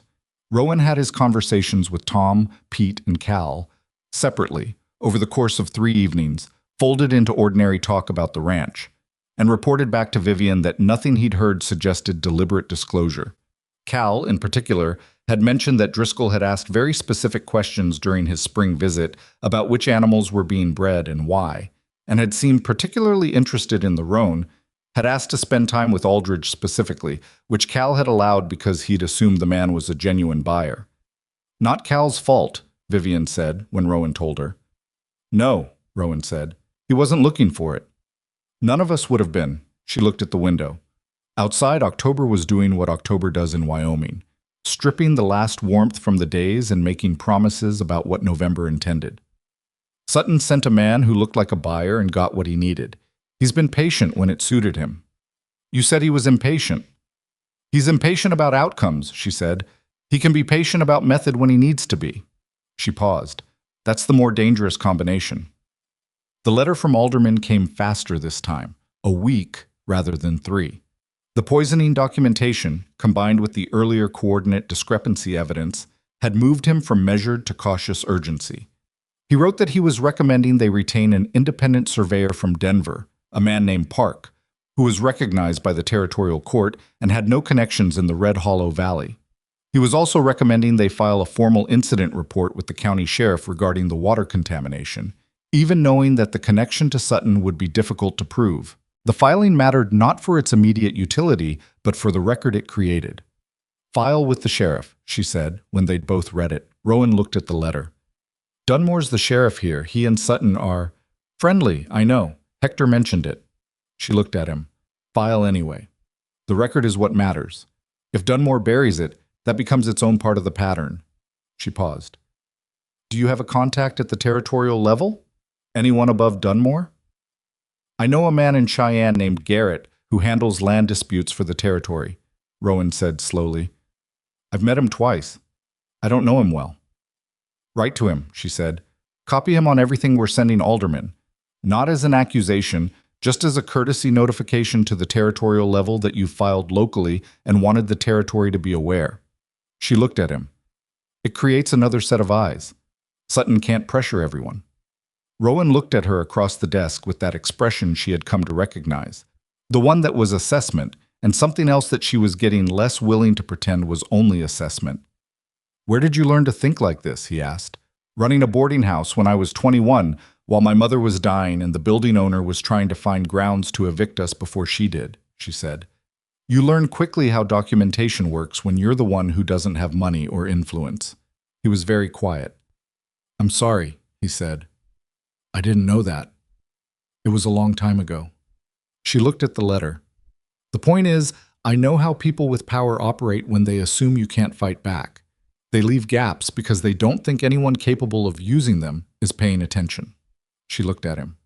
"We're paying attention." "We are," he said. The word settled between them the same way it had the first time, accurate and more than accurate. Sheriff Dunmore received their report on a Thursday morning, and by Thursday afternoon Rowan had heard, through Tom who had heard through Pete, who had a friend who worked at the livery, that Dunmore had mentioned the report to at least 2 people in Red Hollow, including the owner of the saloon and the woman who ran the post office, which meant it would reach Gerald Sutton by Friday morning. When Rowan told her this, they were on the porch. The evening was cold enough now that she could see her breath. "Good," she said. He looked at her. "Good? If Sutton knows we filed with the county and copied the territorial office, he knows we're not operating quietly anymore." She wrapped her hands around her coffee cup. "We weren't going to catch him by being secret. We're going to catch him by being organized and persistent and visible enough that he can't move without creating a record." She paused. "Unless he panics." "And if he panics?" She looked out at the dark yard. The grass moved in the cold wind. "Then it gets harder before it gets resolved," she said. She said it evenly, because that was the truth, and she was not someone who softened truths. But she was also aware, sitting there in the cold, that she had said we throughout the entire conversation. We're paying attention, we weren't going to catch him, we're going to catch him. And that Rowan hadn't noted it, or corrected it, or qualified it, and that this absence of qualification was itself a statement. The 3 months were 8 days from ending. She had not raised this. He had not raised it. The silence around this subject was not avoidance exactly, more like a mutual acknowledgement that it was a conversation that needed to happen, that both of them knew it needed to happen, and that there was a tacit agreement to let the current crisis work itself out first. Then Sutton removed that option. It was a Saturday evening, the last day of October, and Vivian was alone in the house when the trouble came. Rowan and Hector were in the north pasture, a fence section down again, not cut this time but genuinely weathered, and they were working to have it repaired before the cold deepened. Tom and Pete were with them. Cal had ridden to Red Hollow for supplies. Jessie was in the stable loft, which she knew, and Delia had gone to visit her sister in town, which was a monthly arrangement. She was in the office reviewing the month's accounts. The numbers looked better than they had any time in the previous 2 years, which gave her a quiet satisfaction when she heard the horses. More than one. Multiple. Coming up the road at a pace that was not the ordinary pace of men returning from work. She went to the front window and looked out. There were 5 of them. She didn't recognize 4. The 5th, in the middle, she recognized from the north water source, wide-shouldered, dark-haired, the man who was not from this territory. He had something in his hand that she understood, even before she fully processed it, was a torch. They were not stopping at the gate. She moved. She went to the office and got the key from the desk drawer and locked the document folder in the safe that was behind the office shelving. The safe she had organized and cataloged in her 3rd week on the ranch. She moved fast, but not running, because running is the movement of someone who is not thinking, and she was thinking. Then she went to the kitchen. She got Delia's cast iron pan off the hook and set it on the stove, not because she needed it there, but because the action of moving it grounded her hands. She looked out the kitchen window toward the barn. Jessie. She went to the back door and opened it and called out, not loud enough to reach the men on the road, but enough to carry to the stable. "Jessie, come to the house. Right now." A pause. Then Jessie's head appeared from the stable door. He took one look at her face. "What?" "Now," she said. "Don't run. Walk like nothing's happening." He did. He was 17 and not always reliable in the mornings, But he was not stupid, and he could read the situation in her posture, if not yet in the full scene. He came into the kitchen, and she closed the door and turned the lock. 5 men coming up the road, she said. At least one of them works for Sutton. She looked at him directly. There are horses in the barn. 6, he said. He had gone slightly pale, but his voice was steady. The breeding stock in the east paddock? 4 of them, including Aldridge. He had only been back in the paddock 2 days, his first time out of the barn since the poisoning. She went to the front hallway and got the old Winchester from the rack above the coat pegs. She had noticed it her first week and had asked Rowan about it, and he had told her it was kept loaded. She checked it. It was loaded, and went back to the kitchen. Are any of the hands close? She asked Jesse. Hector and Rowan are north. That's 40 minutes on foot. He looked at the Winchester. I can ride. You're not going out that door. She looked at the kitchen window. The men had reached the yard. The one with the torch was speaking to the others, gesturing toward the barn. Is there a back way to the paddock from here without crossing the yard? Jesse thought. Through the root cellar and under the fence at the south side. It's tight, but show me. They went through the kitchen to the root cellar door. Jesse lifted it, and she followed him through, and they moved under the floorboards in a crouch. She was aware of the sounds above them, boots on porch boards, voices she couldn't fully make out, and came up through a hatch at the base of the vegetable garden on the far side of the house from where the men were gathered. From here, crouched behind the garden fence, she could see the full yard.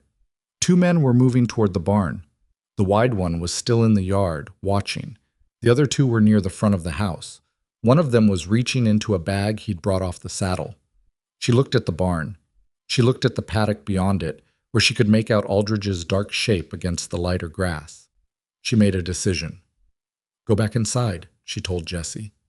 Lock the root cellar from the inside. Do not come out until you hear Rowan's voice. You can't, Jesse. She looked at him directly. I need you inside where I know you're safe. I need that to be certain so I can focus on what I'm doing. Do you understand? He looked at her, 16 going on 17, with the particular combination of wanting to be brave and knowing where actual usefulness lay. Yes, he said. He went. She moved.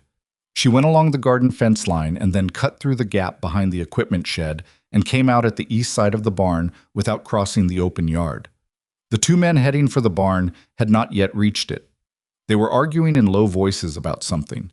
She could hear the argument's tone without the words. One of them didn't want to do something the other one was insisting on. That was useful information. Division meant uncertainty. She went to the barn side door and slipped inside. The barn was dark and smelled of horses and hay, and the particular mineral smell of animals that have been afraid recently and have not fully stopped being afraid. She could hear Aldridge in the paddock outside, the familiar sound of him moving. She went to the paddock gate from inside the barn and opened it quietly and found him in the dark by sound and by the warmth of him. He turned his head toward her, and she put her hand on his neck, steady, familiar, the hand that had fed him and checked on him during the long sick days. And he did not shy. Easy, she said. Easy. She guided him back through the paddock gate into the barn, into the far stall, and latched it. If the barn burned, she set that thought aside and focused on the next part. She went to the barn loft ladder. She climbed. From the loft, through the gap in the boards where the ventilation slats were, she could see the east side of the yard. The 2 men from the barn were now at the barn door, the main door, which she had not come through. She heard the latch being tried. She raised the Winchester. She was not going to shoot anyone. She was going to make enough presence and enough noise that the calculation these men were operating on, empty ranch, woman alone, no one to stop us, was no longer accurate. And she was going to do it loudly enough that if Hector or Rowan were anywhere within a half-mile of the north property line, they would hear it. She fired once into the roof beam above the barn door. The crack of it in the October night was enormous. The 2 men at the barn door fell back. She heard shouting from the yard. She racked the lever and fired again into the same beam, not at the men, above them, and called out in the clearest and most carrying voice she had. This is private property. I have 8 rounds left, and the next one doesn't go in the wood.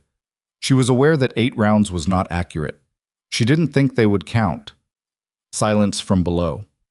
Then the wide-shouldered man's voice from the yard.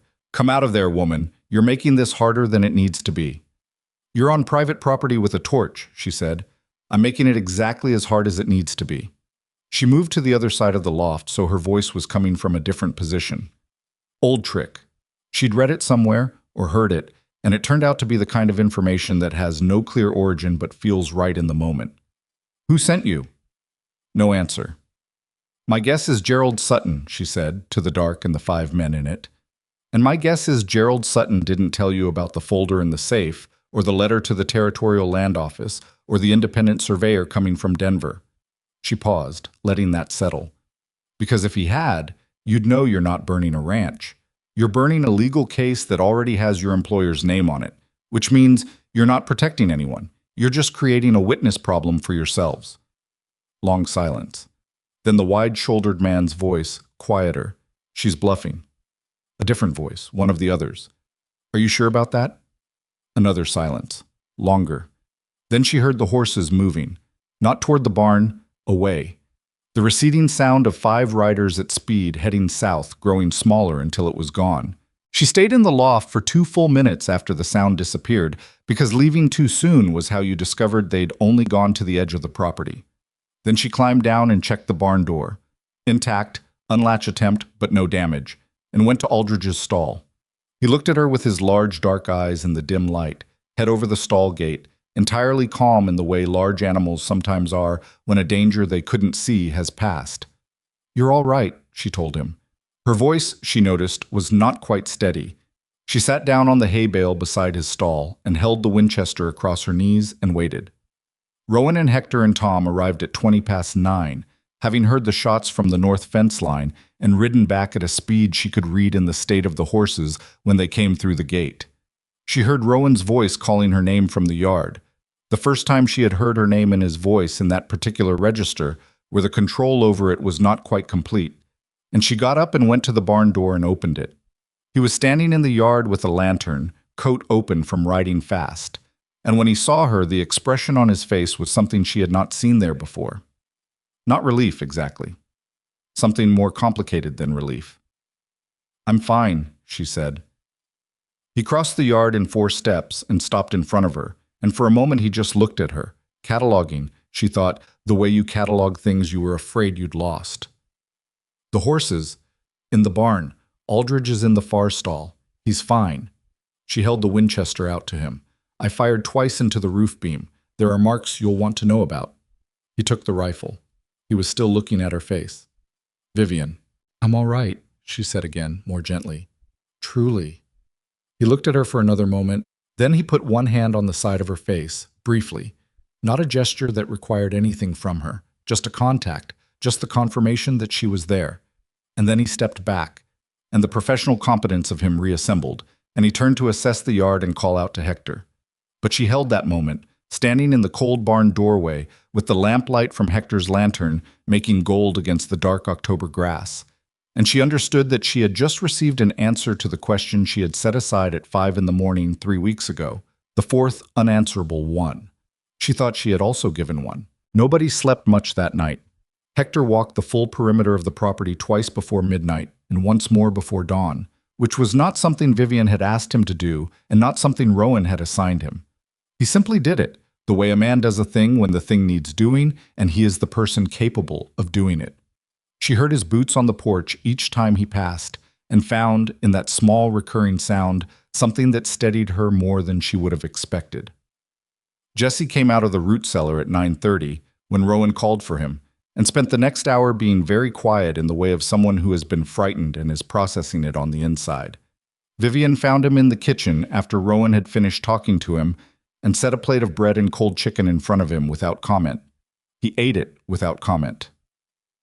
They sat in the kitchen together for a while without needing to fill the time with anything, which was its own kind of conversation. You did right, she said finally. Going back inside when I asked. Jesse looked at the plate. I wanted to help. You did help. I knew where you were. That helped. He thought about this for a moment with the focused seriousness of someone for whom the distinction between helping and wanting to help was new and somewhat difficult. Okay, he said.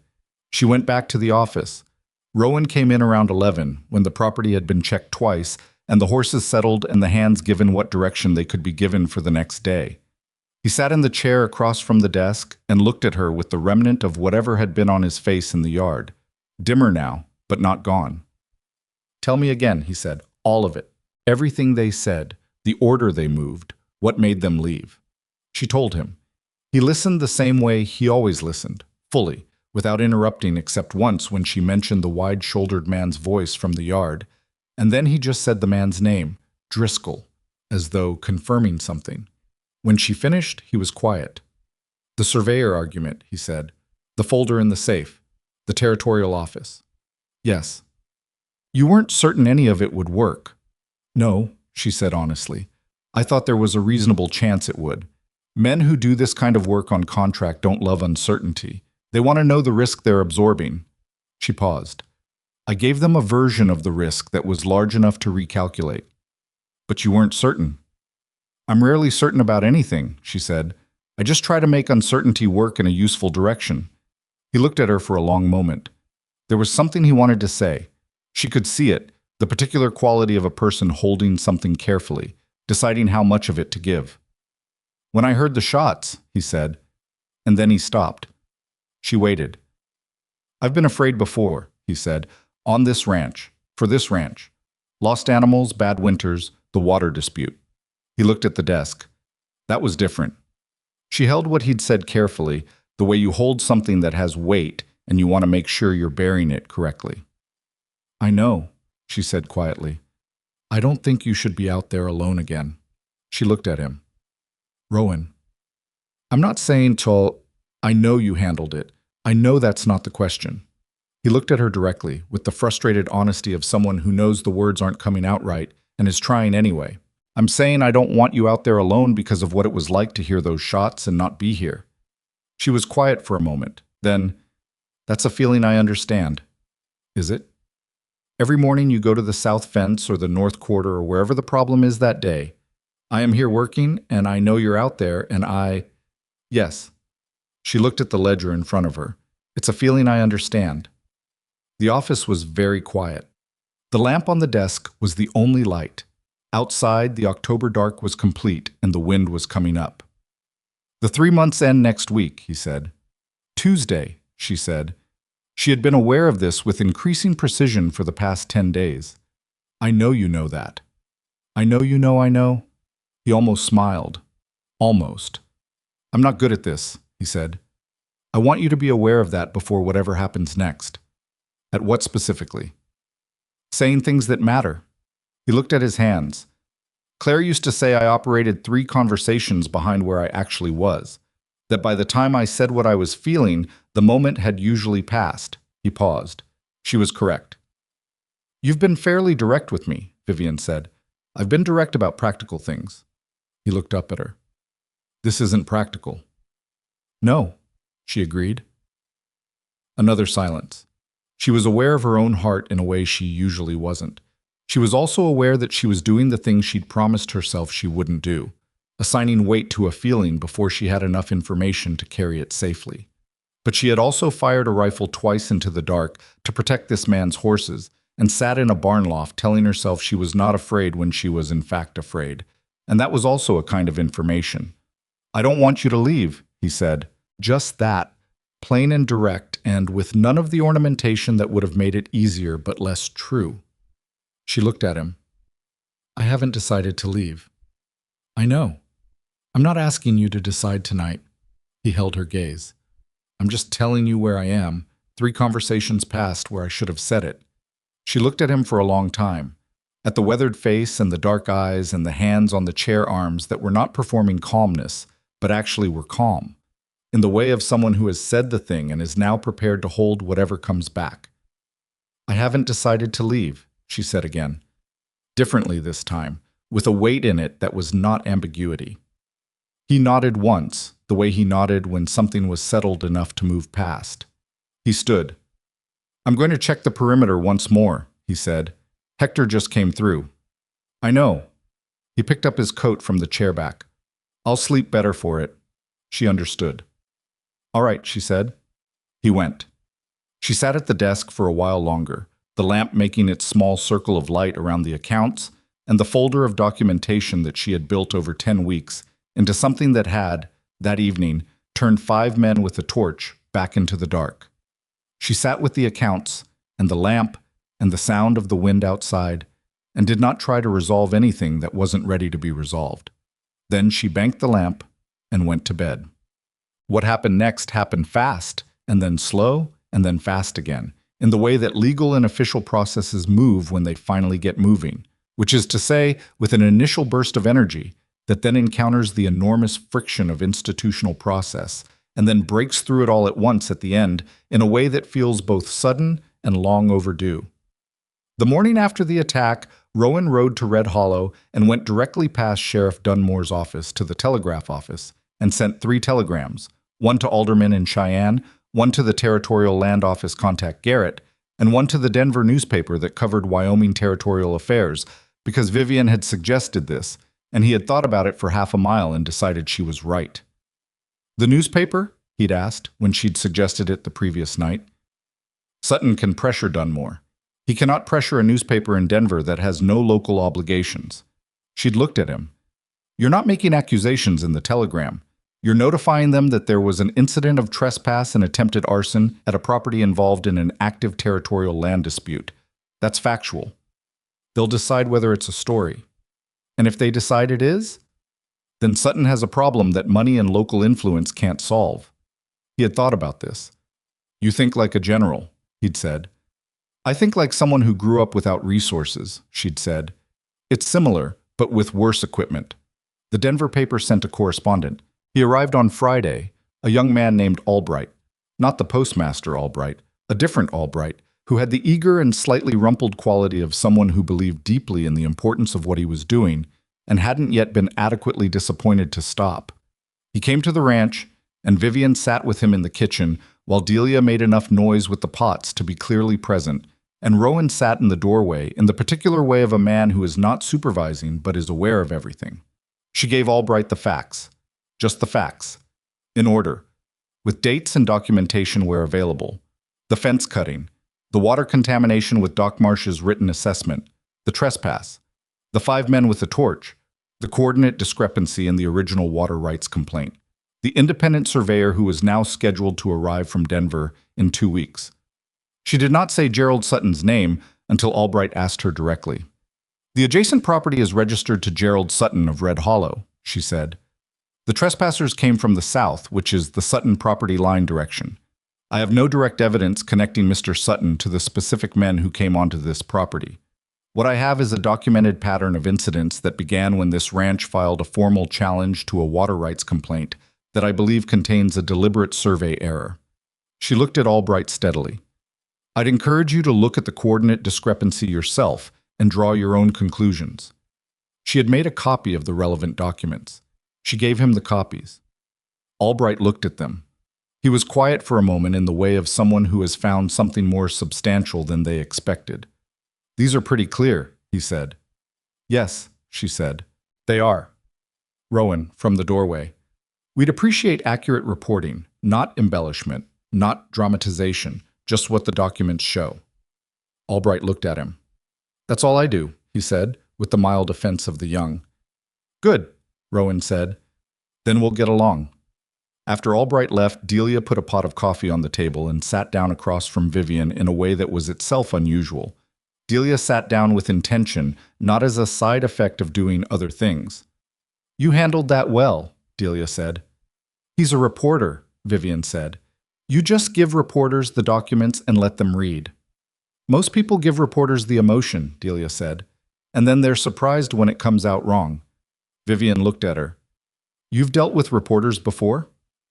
My first husband was a newspaper editor, Delia said. She said this in the same matter-of-fact way she reported supply quantities, as though it were equally routine. In St. Louis, before I came west. She poured her own cup. He taught me that the story is in the documents, not the feelings. Feelings change what you remember. Documents don't. Vivian looked at her for a moment. 11 weeks into her time on the ranch, and Delia was still offering new information about herself at the rate of approximately 1 significant revelation per month. I didn't know that, she said. You didn't ask, Delia said pleasantly, and went back to her stove. Rowan appeared in the kitchen door. He looked between them. What was that? Delia was a newspaper editor's wife, Vivian said. He looked at Delia. You never told me that. You never asked, Delia said. He opened his mouth and then closed it, which was the appropriate response. The independent surveyor, Park, arrived from Denver on the 15th of November, a week later than expected because the rail connection through Laramie had been delayed by early snow. He was a compact, methodical man in his 40s who examined the relevant property lines and water sources over 3 days with a thoroughness that made Vivian feel, for the first time since the folder had started filling, that the methodical approach was going to be sufficient. Park's findings, delivered in a written report that he completed in the ranch office on the evening of the third day, were clear. The coordinate error in the original water rights complaint was not a natural survey mistake. The deviation was too specific and too directionally convenient. It placed the property line precisely 200 yards in Sutton's favor at the point where the earthwork diversion had been constructed. A natural measurement error of that magnitude, Park noted, would have been distributed randomly, not targeted. In your professional opinion, Vivian said when he read this section, is this actionable? In my professional opinion, Park said, the question is not whether it's actionable. It clearly is. The question is whether the territorial court will move on it given local political relationships. He looked at her over his reading glasses. Do you have a lawyer? Alderman in Cheyenne. Good man, Park said. Tell him I said the evidence is solid. He'll know what that means from me specifically. He left on the 16th. His report went into the folder, which was now thick enough to require a second folder, and both folders went into the safe, and copies of everything went to Alderman by the next post. The Denver paper ran its story on the 19th.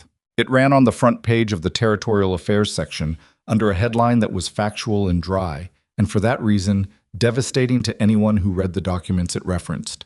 Survey error. Favors neighboring ranch in Wyoming. In water rights dispute. Independent assessment contradicts county filing. The article named Sutton directly, with the careful attribution of adjacent property owner and subject of the survey discrepancy finding, which was accurate in a way that was worse than any accusation. Vivian read it at the kitchen table the morning it arrived, with Rowan across from her and Delia at the stove, and the smell of November cold coming through the gap under the back door that they kept meaning to seal. She read it once, then set it down. It's accurate, she said. Yes, Rowan said. He had already read it. She could tell from the way he was holding his coffee, with the particular stillness of someone who has received news they expected but which still requires a moment. Alderman will have it by now too, she said, and Garrett at the territorial office. She paused. Sutton won't be able to bury the local filing anymore.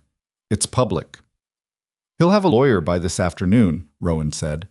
I expect so. She looked at the paper. That's fine. Lawyers work with documents. We have better documents. He looked at her across the table. Something in his face was different this morning. Not the controlled urgency of the past weeks, but something that had released slightly, like a load shifted to a better position. Not gone. Redistributed. How are you? He asked.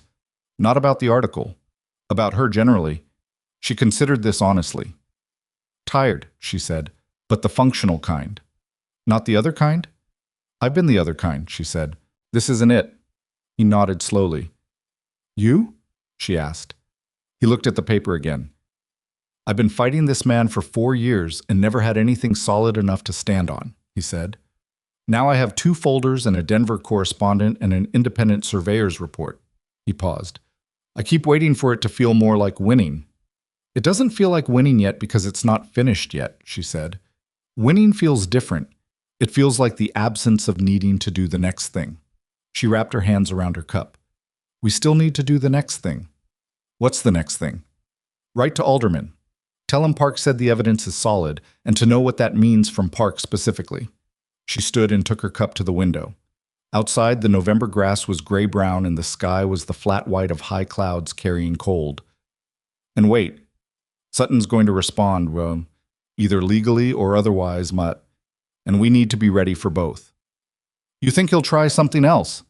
She looked at the yard, the gate, the road south. I think a man who's been operating without consequences for 4 years and suddenly finds himself on the front page of a Denver paper is a man who's afraid. She turned. Afraid men make decisions quickly, and those decisions aren't always good ones. Rowan looked at her. You could have left 2 weeks ago, he said. The 3 months ended Tuesday. She looked at him. I know when they ended. You didn't say anything. Neither did you. He was quiet. No, he said. I didn't. A pause. Because I was afraid that if I raised it, you'd have to decide, and if you decided to go... He stopped, started again. I didn't want to force the question before you were ready, and I told myself that was consideration, but I think it was also cowardice. She looked at him for a long moment. The kitchen was warm from the stove, and the November cold was outside where it belonged, and Delia had gone tactfully to the far side of the kitchen and was doing something emphatic with a mixing bowl. It wasn't cowardice, she said. You were giving me time. Was it enough time? She looked at him. I'm still here, she said. That's not the same as an answer. No, she agreed. It's better than an answer. An answer is a word. Being here is a fact. He looked at her with an expression she had catalogued and recatalogued over 11 weeks and still couldn't fully name, something that was looking and something that was deciding and something that was, underneath both of those, simply feeling, plain and uncomplicated and human. Vivian, he said. I know, she said. I haven't said it. I know what you're going to say. Then let me say it anyway. He stood, and when he stood, Delia became even more emphatic with the mixing bowl, which was, Vivian thought, the most Delia thing that had ever happened. I am not a man who... He stopped, started again. I've been trying to find the right way to say this for 6 weeks, and I don't think there is a right way, so I'm going to say it in whatever way comes out, and you can judge it for what it is. He looked at her directly, with the full honest directness that she had found unsettling the first day and had come to find, over 11 weeks, like something she needed in the way you need water or sleep. I love you. I don't know when that became true. I think it was earlier than I knew. But it's true now, and it's not going to stop being true if you leave. And I'd rather know that you know it than not say it, and have it just be something that sits between us. The kitchen was very quiet. The mixing bowl had gone still. She looked at him. She thought about Gerald Sutton's platform, and the $41, and the 41-day train ride she'd built a future on that had dissolved in 4 words. She thought about the careful, analytical distance she had maintained and the ways it had been, incrementally and persistently, insufficient. She thought about 5 in the morning in the kitchen and the barn loft with the Winchester and the document folder in the safe and the word we that kept coming out before she remembered to qualify it. She thought about what it meant to know a person, not the performed version of a person, not the version in letters, but the actual person, their 5 a.m. silences and their 3 conversations behind honesty and the way they sat with a sick horse for 2 hours in the dark because they couldn't sleep and didn't know what else to do. I know it, she said quietly. I've known it for a while. And I love you too, she said, which I am aware is terrible timing given that we currently have an active legal dispute, a Denver reporter, and an angry man who sent 5 people with a torch to our barn. Something crossed his face, startlement at first, and then, through it, something warm and almost undone. Our barn, he said. She looked at him. I noticed. He crossed the kitchen in 3 steps, which was a longer distance than it should have been since the kitchen wasn't large. And when he reached her, he put both hands on her face and looked at her for a moment, the way you look at something you thought you might have lost and didn't, and are still not entirely sure is real. And then he kissed her, quietly and carefully, with the same focused quality he brought to everything that mattered to him. The mixing bowl behind them stayed silent. When they separated, she kept her hands on his arms and looked at him and said, Delia. I know, he said, from across the kitchen. I'm not here, Delia said. I am entirely elsewhere. Thank you, Delia, Vivian said. Don't thank me, Delia said. I've been waiting for this for 6 weeks, and it's a relief to have it settled so I can stop pretending not to notice things. What Vivian had said about afraid men making quick bad decisions turned out to be accurate. On the 22nd of November, Gerald Sutton made 2 of them in the same day. The first was sending his lawyer, a man named Croft from Laramie, who was competent but not exceptional, to file a counterclaim with the county, asserting that the survey discrepancy had been a clerical error during the original filing and had already been identified and corrected internally, which was demonstrably false, and which Alderman, when notified, described in his return telegram as an assertion that will not survive contact with the actual documents.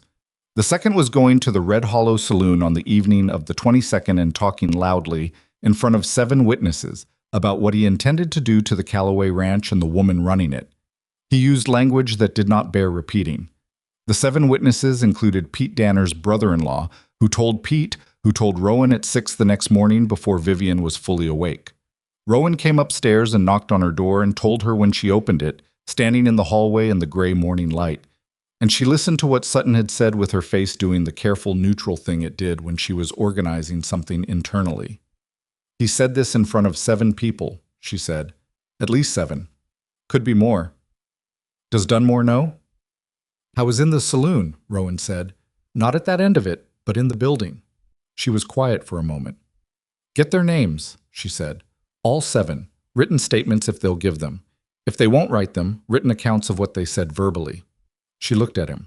Sutton just made a public threatening statement about an identified person in front of multiple witnesses, including a law enforcement officer who took no action. That's not just testimony about character. That's Dunmore's inaction being documented. Rowan looked at her with an expression that was, for him, something close to startled. You can use Dunmore's inaction. Garrett at the territorial office can use it, she said. I'll draft the letter today. He looked at her in the hallway in the morning light, this woman who had arrived 3 months ago with $41 and a broken arrangement and had built, from the available materials of careful attention and organized thinking, a legal case that was actively dismantling a 4-year campaign of harassment. He looked at her and felt something that was past admiration and past love, and into a territory he didn't quite have a word for, the feeling of being permanently changed by someone's presence, of not being able to imagine the before version of yourself as the full version anymore. Good morning, he said. She looked at him. The neutrality dropped slightly, and she almost smiled. Good morning, she said. So they went downstairs. Pete came back that afternoon with 4 written statements and the verbal accounts of 2 more witnesses who wouldn't put pen to paper but had described clearly what they'd heard. The letter to Garrett went out the next morning. Garrett's response came in 9 days, which was fast enough that Vivian understood he had been watching this situation closely and was ready to move. He was sending a territorial investigator to Red Hollow.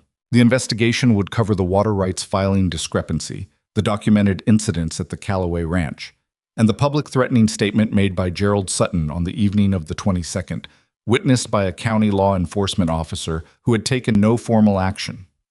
Sheriff Dunmore, when the territorial investigator arrived, was visibly uncomfortable in the specific way of a man who has made choices over a long period that seemed individually defensible but do not look good assembled together in a room.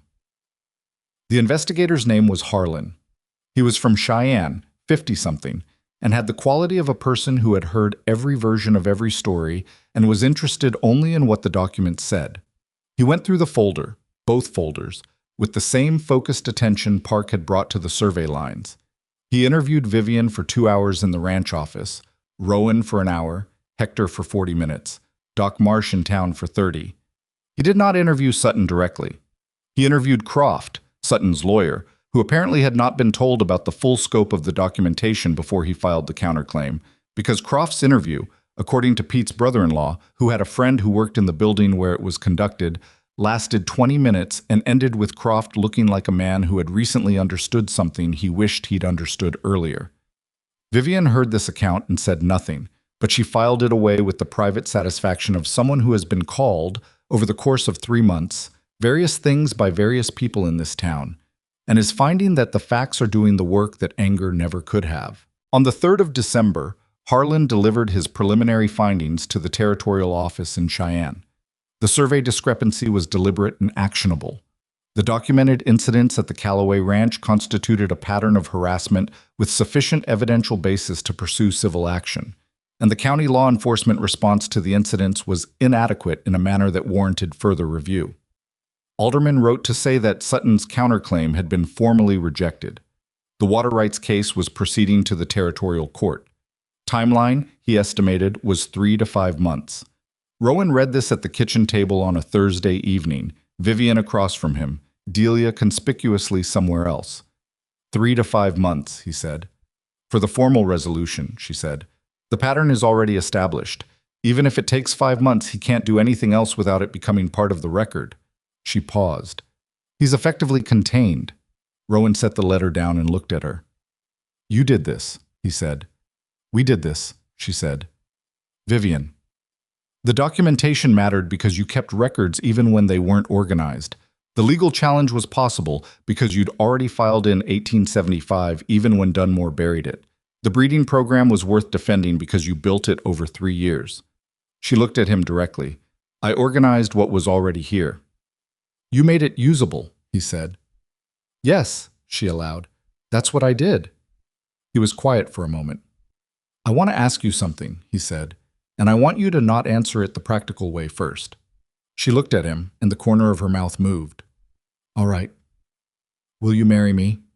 It was not quite a question in its intonation, more like a statement that was also a question, the way direct people sometimes speak when they've thought about something long enough that the answer feels to them already obvious, and they're checking to confirm. She looked at him across the kitchen table with the lamp between them and the December cold outside, and the folder in the safe in the office, and 11 weeks of evenings on the porch, and 3 months of learning what it meant to actually know someone rather than to know the version of them they sent in letters. She thought about the train platform, and the $41, and the not-quite smile that had been the beginning of something she didn't have a name for yet, and had turned out, over time, to have a very simple and accurate name. Yes, she said. He looked at her for a moment. Just looked, the way he had at the barn door after the night with the torch, cataloging, confirming, making sure of something. Then, the practical version is that it also simplifies the legal standing for the property case. She stared at him. He held for exactly 2 seconds, and then something happened to his face that she had almost never seen, a full, unguarded smile, without the containment he usually applied to it. It changed his whole face.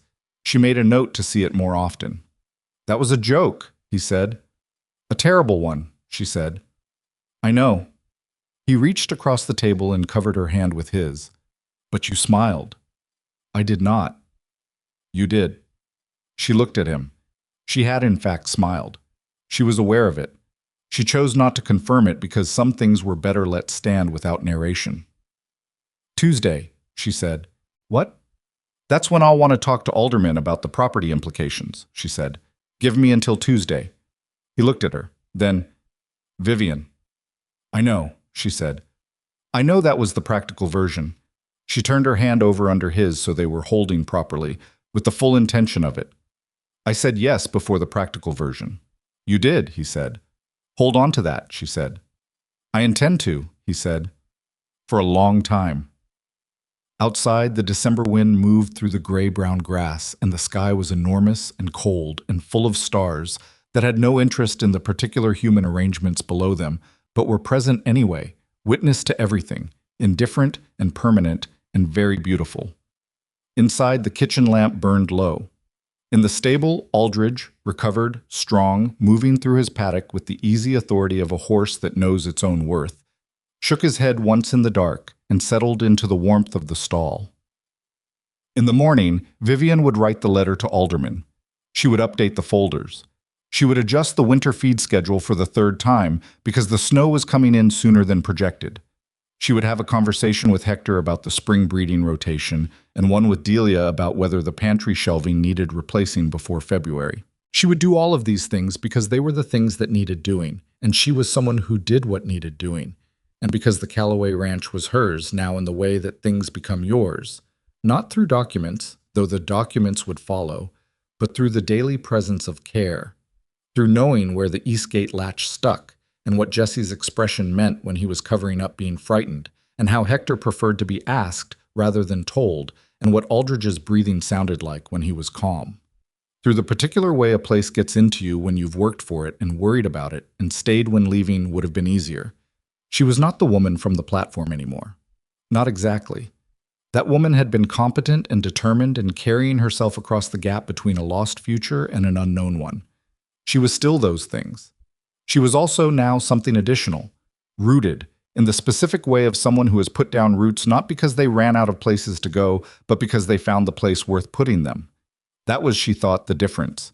And the man across the table, holding her hand with the same uncomplicated certainty he brought to the fence line and the breeding program and the words he'd said 3 conversations behind when they were already true. That man was a substantial part of the reason for it. Not all of it. She was clear about that. She had built something here that was hers regardless of what anyone else had done. But he was a substantial part. She thought he knew that. She thought that was exactly right.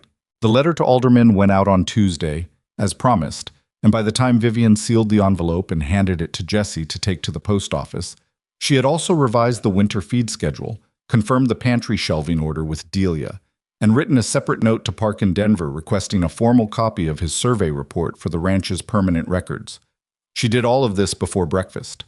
Rowan watched her from the kitchen doorway with his coffee and said nothing, because he had learned over the past 3 months that commenting on her efficiency was something she received the way most people receive someone pointing out that they're breathing. Acknowledged, mildly unnecessary. "You're doing it again," he said. "Doing what?" "The thing where you finish 3 things before I've started one." She looked up from the note. "You started the south fence repair at 5 this morning. That's not nothing." "The fence doesn't require thinking." "Everything requires thinking," she said. "You just think with your hands sometimes." He looked at her over his coffee. "Is that a criticism?" "It's an observation," she said. "I think with paper. You think with work. Between us, we cover most of the ground." He was quiet for a moment. The morning light came through the kitchen window in the particular thin way of December, making everything look outlined. "Between us," he said, the same way he'd noted our barn. Not possessive, just accurate and aware of the accuracy. "Yes," she said, and went back to the note.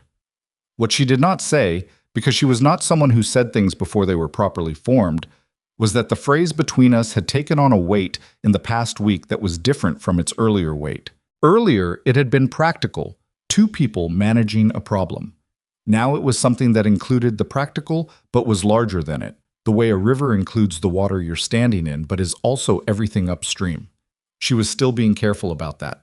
Not because she doubted it. She had stopped doubting it somewhere around the barn loft and the Winchester, but because careful was her nature, and caring about something made her more careful, not less. The territorial court proceedings began in February, 4 months after Harlan's preliminary findings, which was faster than Alderman's estimate and slower than Vivian would have preferred, though she said neither of these things to anyone. They rode to Cheyenne on a Tuesday in a hired coach. Rowan and Vivian and Alderman's requested documentation, both folders, and now a third that had accumulated since December, thick with correspondence and survey reports, and the written statements of 7 witnesses, and Doc Marsh's signed assessment, and the Denver Papers article, and Harlan's official findings. She had organized everything chronologically within each folder and created a summary index on the cover page of each one so that any lawyer or judge who opened them could find what they needed in under 2 minutes. Alderman met them at the courthouse steps. He was a trim man in his 60s with a face that communicated he had been doing this for a long time and still found it interesting, which she respected. He looked at the 3 folders she carried. "You organized these?" he asked. "Yes." He took the first folder, opened it, looked at the index, and closed it again. "I've been practicing law for 38 years, he said. "No client has ever given me organized documentation." "Did it help?" she asked. "It helps considerably," he said, with the slightly surprised tone of a man adjusting an expectation. The proceedings themselves were not dramatic in the way of fiction. No single thunderclap moment, no villain collapsing under cross-examination. They were the quieter drama of accumulated evidence meeting organized presentation in front of a judge who had clearly read Harlan's report and formed a view before the first argument was made. Croft, Sutton's lawyer, had been replaced by a more senior man from Laramie named Eakins, who was competent and cautious, and knew, Vivian thought from watching him, that he was arguing uphill. She sat in the gallery beside Rowan through 4 hours of legal argument, and at 2 points she passed notes to Alderman through the gallery rail. Small corrections of fact, references to specific documents, which Alderman used without attribution, as they had agreed. Rowan watched this process once and then watched it again, and then leaned close and said quietly, "You're arguing the case from the gallery." "I'm providing accurate information," she murmured back. "That's arguing the case." "Then Alderman is arguing the case. I'm providing accurate information." He looked at her sideways. That distinction is very narrow. It's sufficient, she said, and passed another note. The judge's ruling came down in full 3 weeks later, in a written decision that aldermen sent by post, and that arrived on a Wednesday morning when Vivian was in the office updating the spring budget projections. Rowan brought it in from the gate where the postwriter had left it and set it on the desk in front of her without opening it, which was his way of saying that this was hers as much as his, and he wanted her present for it. She opened it.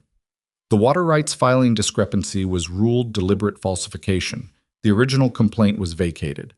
The Callaway Ranch's 3 water sources were confirmed as legally protected under the original property deed. Sutton was ordered to remove the earthwork diversion, the one constructed in 1875 and documented by Harlan, within 60 days at his own expense. He was also ordered to pay a civil penalty to the territorial court for the pattern of documented harassment, the amount of which was sufficient to cover the Callaway Ranch's full legal costs with a balance remaining. There was a separate notation regarding Sheriff Dunmore's conduct, which did not result in formal charges, but which recommended review by the county board. Dunmore, Vivian would learn later through Pete's brother-in-law's network, quietly retired in March. A replacement was appointed in April, a younger man from the eastern part of the territory with no existing relationships in Red Hollow. She read the decision twice. Then she set it down on the desk. "Well," she said. Rowan was reading it over her shoulder. He straightened up. He didn't say anything for a moment. "It's done," he said. "The legal part," she said. "Yes." "What other part is there?" She looked at the decision. "The part where we figure out what we actually want to do with the ranch now that we're not spending half our energy defending it." She looked up at him. "I have some ideas about that." He looked at her with that expression she'd stopped trying to categorize and had started simply accepting as the way he looked at her. "I expect you do," he said. "Sit down," she said. "I'll tell you." He sat down. She told him. The 60 days came and went. The earthwork was removed by Sutton's men. Sutton himself was not present, which was information in its own way. And the water flow to the Callaway Ranch's eastern sources returned to its natural pattern within 2 weeks of the removal, which was faster than Doc Marsh had predicted, and which pleased Hector in the specific way that the restoration of a natural thing pleases someone who has been watching it run wrong for years. Gerald Sutton did not leave Red Hollow, which Vivian had half expected. He was not the kind of man who left. He was the kind of man who contracted, quietly and bitterly, into a smaller version of himself and continued to exist in the place he'd always existed, but with less air in the room. She saw him twice in the spring, once at the Mercantile, once from across the street, and both times he looked through her the way he'd looked through her on the platform, except now the looking through was not dismissal, but something closer to the opposite, the focused non-acknowledgement of a man who is very aware of what he's looking past. She found she did not feel what she might have expected to feel. Not triumph, particularly. Not satisfaction in the sharp sense. Something more like the feeling of a wound that has healed over. Not the wound's absence, because you can still feel the scar, but the fundamental shift from acute to past. What he had done to her on that platform had been a humiliation. She did not pretend otherwise. He had discarded her in public like something with an inconvenient value, and the people of Red Hollow had watched it happen, and she had had to carry that in her spine for months while doing her work and holding her ground, and proving one careful day at a time that she was considerably more than what he'd decided she was worth. That was not nothing. That had cost something. But the thing she had understood slowly, over the months of building the documentation and sitting in the Cheyenne Gallery and watching the legal structure that he'd abused for 4 years finally turn against him. The thing she'd come to understand was that Gerald Sutton had never actually seen her. On the platform, or before it, or after it. He had seen the image she could serve, first as a mail-order bride, then as an inconvenience, then as an opponent. He had never seen Vivian Ashcroft, the specific woman, the one who thought with paper and woke early and had learned to fix a shutter from a 16-year-old boy. That was his loss, not hers. It was also, in a way she'd taken some time to fully arrive at, his fundamental limitation. The inability to see people as people rather than as positions on a board. It had made him dangerous for a while. It had also made him, ultimately, predictable. He had moved the pieces he always moved because he could not imagine the board looking different, And she had been able to work around him in part precisely because she saw things he didn't know were there. She thought about this on a May morning, standing at the north water source that was now running clean and clear and unobstructed, with the spring grass coming in green around it, and the mountain air still cold enough to see her breath. She was not there for any specific purpose. She had come out early, before the house was fully awake, because she liked the north pasture in the morning, and she had earned the right to simply stand somewhere she liked for no reason other than that. She heard Rowan's boots in the grass behind her and did not turn around. He came to stand beside her. He had his coffee. He offered it without speaking, and she took it and drank and gave it back. They stood there for a while. "Jesse's asking about going to agricultural college," he said eventually. "I know. He told me 2 weeks ago." She looked at the water. "He's good enough to go. You should tell him so." "I have." A pause. "He asked if you thought he should." She turned to look at him. "What did you tell him?" "I told him to ask you himself." She looked back at the water. "Why?" "Because you're the one who taught him to think about things systematically," Rowan said. "He trusts your judgment on education more than mine. I never went past the basics." A pause. "You should take that as what it is." "What is it?" "Evidence," he said, "of what you've built here. Not what we built. What you specifically built. In the people." She was quiet for a moment. The water ran clean over the stones. "Hector's son is coming in August," she said. "He's 17. Hector hasn't said directly, but he wants to train him for the operation." "I know. I'm planning to offer him a position." "You should offer it formally, in writing.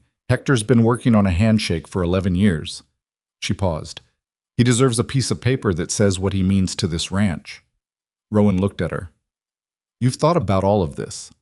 "I think about things," she said. "That's understating it considerably." "I'm a modest person," she said. He looked at her with the expression, the one she'd stopped categorizing, and something in it was warm enough that she felt it in the chest. "We're getting married in June," he said. "I'm aware of that. Mrs. Fenwick has offered the use of her garden." She turned to look at him. "When did that happen?" "Yesterday. She came to the gate and asked Hector to ask me if the offer would be welcome." He paused. "I thought it would be welcome." She thought about Mrs. Fenwick's kitchen and the cold chicken and the question, "What will you do?" and herself saying, "I'm deciding with $41 and nowhere to go." She thought about how that woman had looked at her, not with pity, but with the frank assessment of someone who had also figured out hard things and wanted to know if the person across from her was the kind who could. "Yes," she said, "it would be welcome." He nodded. She handed him back the coffee. They stood there a few more minutes. A hawk turned slow circles over the north pasture. The water ran over the stones in the particular sound that moving water makes, uneven, irregular, alive. And she thought about how long that water had been running wrong, and how it looked now, clean and direct in its channel, going exactly where it was supposed to go. There was something there that she would think about later, and probably for a long time after. About how long things can run in the wrong direction before someone pays enough attention to set them right. About how much careful, unglamorous, document-by-document work it takes to correct something that a careless person built wrong in the first place. About how the correction doesn't announce itself. There's no moment when the wrong suddenly becomes the right. It just gradually, persistently, incrementally does. She thought about that and about the woman on the platform with the valise and the $41, and about the distance between that woman and this one. Not a clean transformation, not a story of before and after, but a distance made of specific days and specific decisions, and one particular man who had looked at her without the quality of looking through and said, "What do you need to know?" before she'd even asked. The wedding was in June, which in Wyoming means the land is still surprised by its own greenness, still adjusting to warmth after so many months of cold, with a quality of almost excessive beauty that feels temporary and therefore more vivid than beauty that is permanent. Mrs. Fenwick's garden was not large, but it was well tended in the particular way of a garden that has been kept going for decades by someone who sees it as a small private argument against entropy. There were roses that were not quite at their peak yet, and columbine that was, and the mountains were visible over the fence in the northeast, and the whole thing was impractical and exactly right. The people who came were not many, but they were the right ones. Hector, in a clean shirt that Vivian suspected Delia had pressed for him, with his hat in his hands and the particular dignity of a man who knows the weight of the occasion. Tom Briggs, who had said nothing to Vivian in the weeks preceding, but had shown up that morning to help move chairs from the boarding house to the garden without being asked. Pete Danner, who cried briefly and wiped his face on his sleeve and looked around to see if anyone had noticed. And Jesse, who had noticed, and who was kind enough to also pretend he hadn't. Cal Whitmore, standing near the fence, communicating adequately with his boots. Doc Marsh, who had driven from town and brought a bottle of something decent from his personal stock. Alderman, who had made the journey from Cheyenne because he had told Rowan in his last letter that he had attended his share of cases and not enough of their resolutions, and he intended to remedy that. The young correspondent Albright, who had heard about it somehow. Pete's brother-in-law's network, probably, and had come not as a reporter but as himself, which was, Vivian thought, the right instinct and a sign that he might actually be good at his job eventually.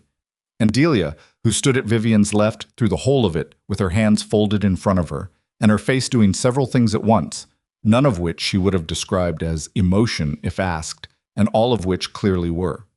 The ceremony was performed by a justice of the peace from the next town over, a practical man who said practical words with a warmth that didn't require decoration.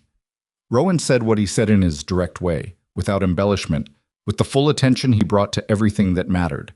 Vivian said what she said with the same quality, clear, considered, true, in the way that things are true when you have thought about them carefully and are not performing certainty, but actually feeling it. When it was finished, Delia produced a cake from somewhere. She had refused to explain the logistics of this, and Vivian had stopped asking. And Pete opened Alderman's bottle, and the afternoon moved into the particular kind of afternoon that happens when people who have been through something together sit in a garden in June and allow themselves to simply be where they are. At one point, sitting next to Mrs. Fenwick on the garden bench while Rowan talked to Alderman across the garden, Vivian became aware that Mrs. Fenwick was looking at her in the same assessing way she'd looked at her in the kitchen of the boarding house on the first night. "Well," Mrs. Fenwick said. Well, Vivian agreed. "When you sat in my kitchen and said you were deciding," Mrs. Fenwick said, "I thought you might be one of those women who says she's deciding and then goes back east." "I almost did," Vivian said. It was true, and she had not said it before to anyone. "The first night, I thought about the Thursday train. What stopped you?" She looked across the garden at Rowan, who was listening to Alderman with his full attention and nodding occasionally in the way he nodded when information was being genuinely useful. "A job offer," she said, "and the fact that 75 cents a night was a better rate than the hotel." Mrs. Fenwick made a sound that was not quite a laugh, but was in that direction. "I thought as much." And, Vivian paused, "I think I was tired of making decisions from fear. I'd been doing that since my mother got sick. Every decision was about what I was running from or what I needed to secure." She looked at her hands. "Staying felt like the first decision I made because I wanted to see what happened next." She paused. "That was new." Mrs. Fenwick was quiet. Then, "Did you see what happened next?" Vivian looked around the garden, at the roses and the mountains and the people who were here and the afternoon light on all of it. "Yes," she said. "I saw." The years that came after were not uncomplicated, because years never are, and anyone who tells you otherwise is either lying or hasn't lived enough of them. There were hard winters and a cattle disease in the third year that took 18 head and set the breeding program back by a season. There was a drought the year after that dried the north pasture to dust and required rerouting one of the water sources at significant cost. Jesse went to agricultural college and came back 2 years later with ideas that were good and an attitude that needed one season of Hector's patience to correct, which Hector applied without comment. Hector's son, whose name was Marco, turned out to be even better with cattle than his father, which Hector said nothing about but which you could see in him if you looked. There were arguments. Vivian and Rowan's arguments had a specific quality, which was that they were direct and sometimes loud and almost always over something factual, where one of them turned out to be right and the other had to acknowledge it. And the acknowledging was the hard part for both of them because they were both people who thought carefully before speaking and did not like discovering they had been wrong. They got better at it over time. Not good. Better. Delia stayed for 4 more years and then retired to her sister's house in town, which was 3 miles away, which meant she appeared at the ranch approximately twice a week anyway. She said she was visiting. They said nothing about this and always set a place at the table. The ranch expanded, not dramatically, not in the way of ambition for its own sake, but in the way of a thing that is well managed and has good land and is run by people who understand the difference between growth that serves a purpose and growth that serves an idea of growth. They bought the adjacent eastern parcel when it came available in the 5th year, which extended the breeding program's range and removed the last vulnerable boundary from the Sutton property line. Gerald Sutton sold his ranch in the 6th year and left Wyoming. Nobody in Red Hollow spoke of it with particular drama. He had become by then exactly what Vivian had once thought he would become: a quiet embarrassment, something people mentioned only in the past tense and without investment. She did not think about him often. When she did, she thought about him the way you think about weather that was bad once, noting it, not reconstructing it. What she thought about more, and increasingly as the years accumulated, was the particular shape of the life that had been built in this place. Not the legal victories or the expanding acreage, or even the breeding program that by the 8th year was producing animals that buyers came from 3 territories to see.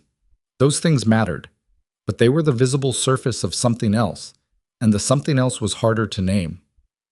She thought about it once, tried to put it into words, on an October evening when the children were asleep and Rowan was reading at the table and she was at the desk with the accounts, as she had been at the desk with the accounts on so many evenings in the years of their life together. She looked up from the ledger and looked at the room around her and tried to understand what she was feeling.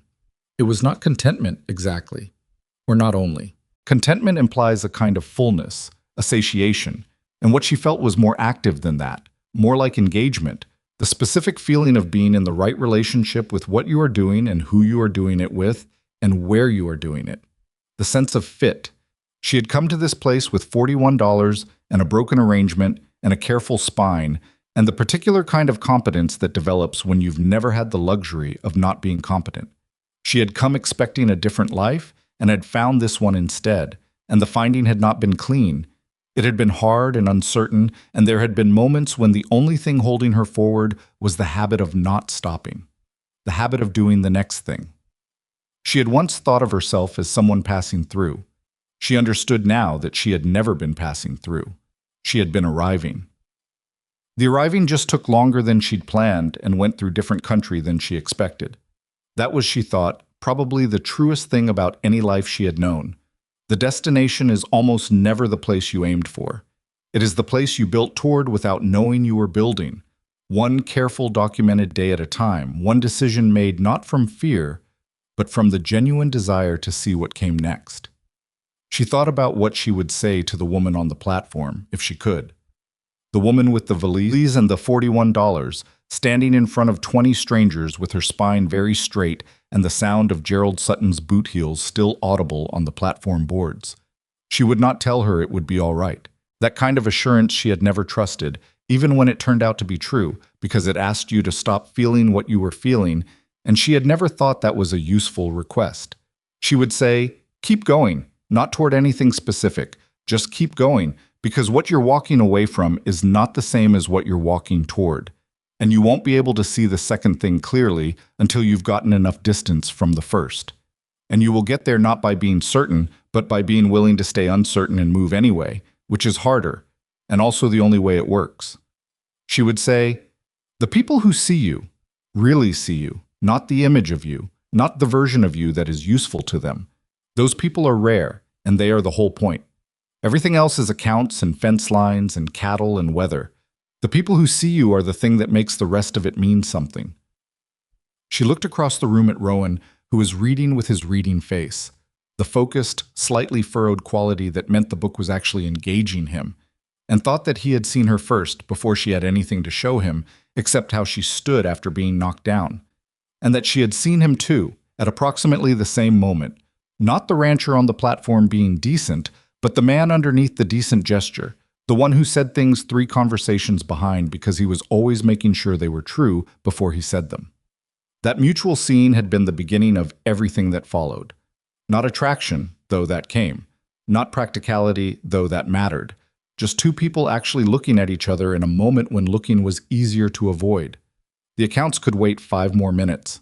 She closed the ledger and got up and poured 2 cups of coffee and brought his to the table and set it beside him and sat down across from him, not to say anything, just to be in the room together, in the particular way that married people are in rooms together after enough years.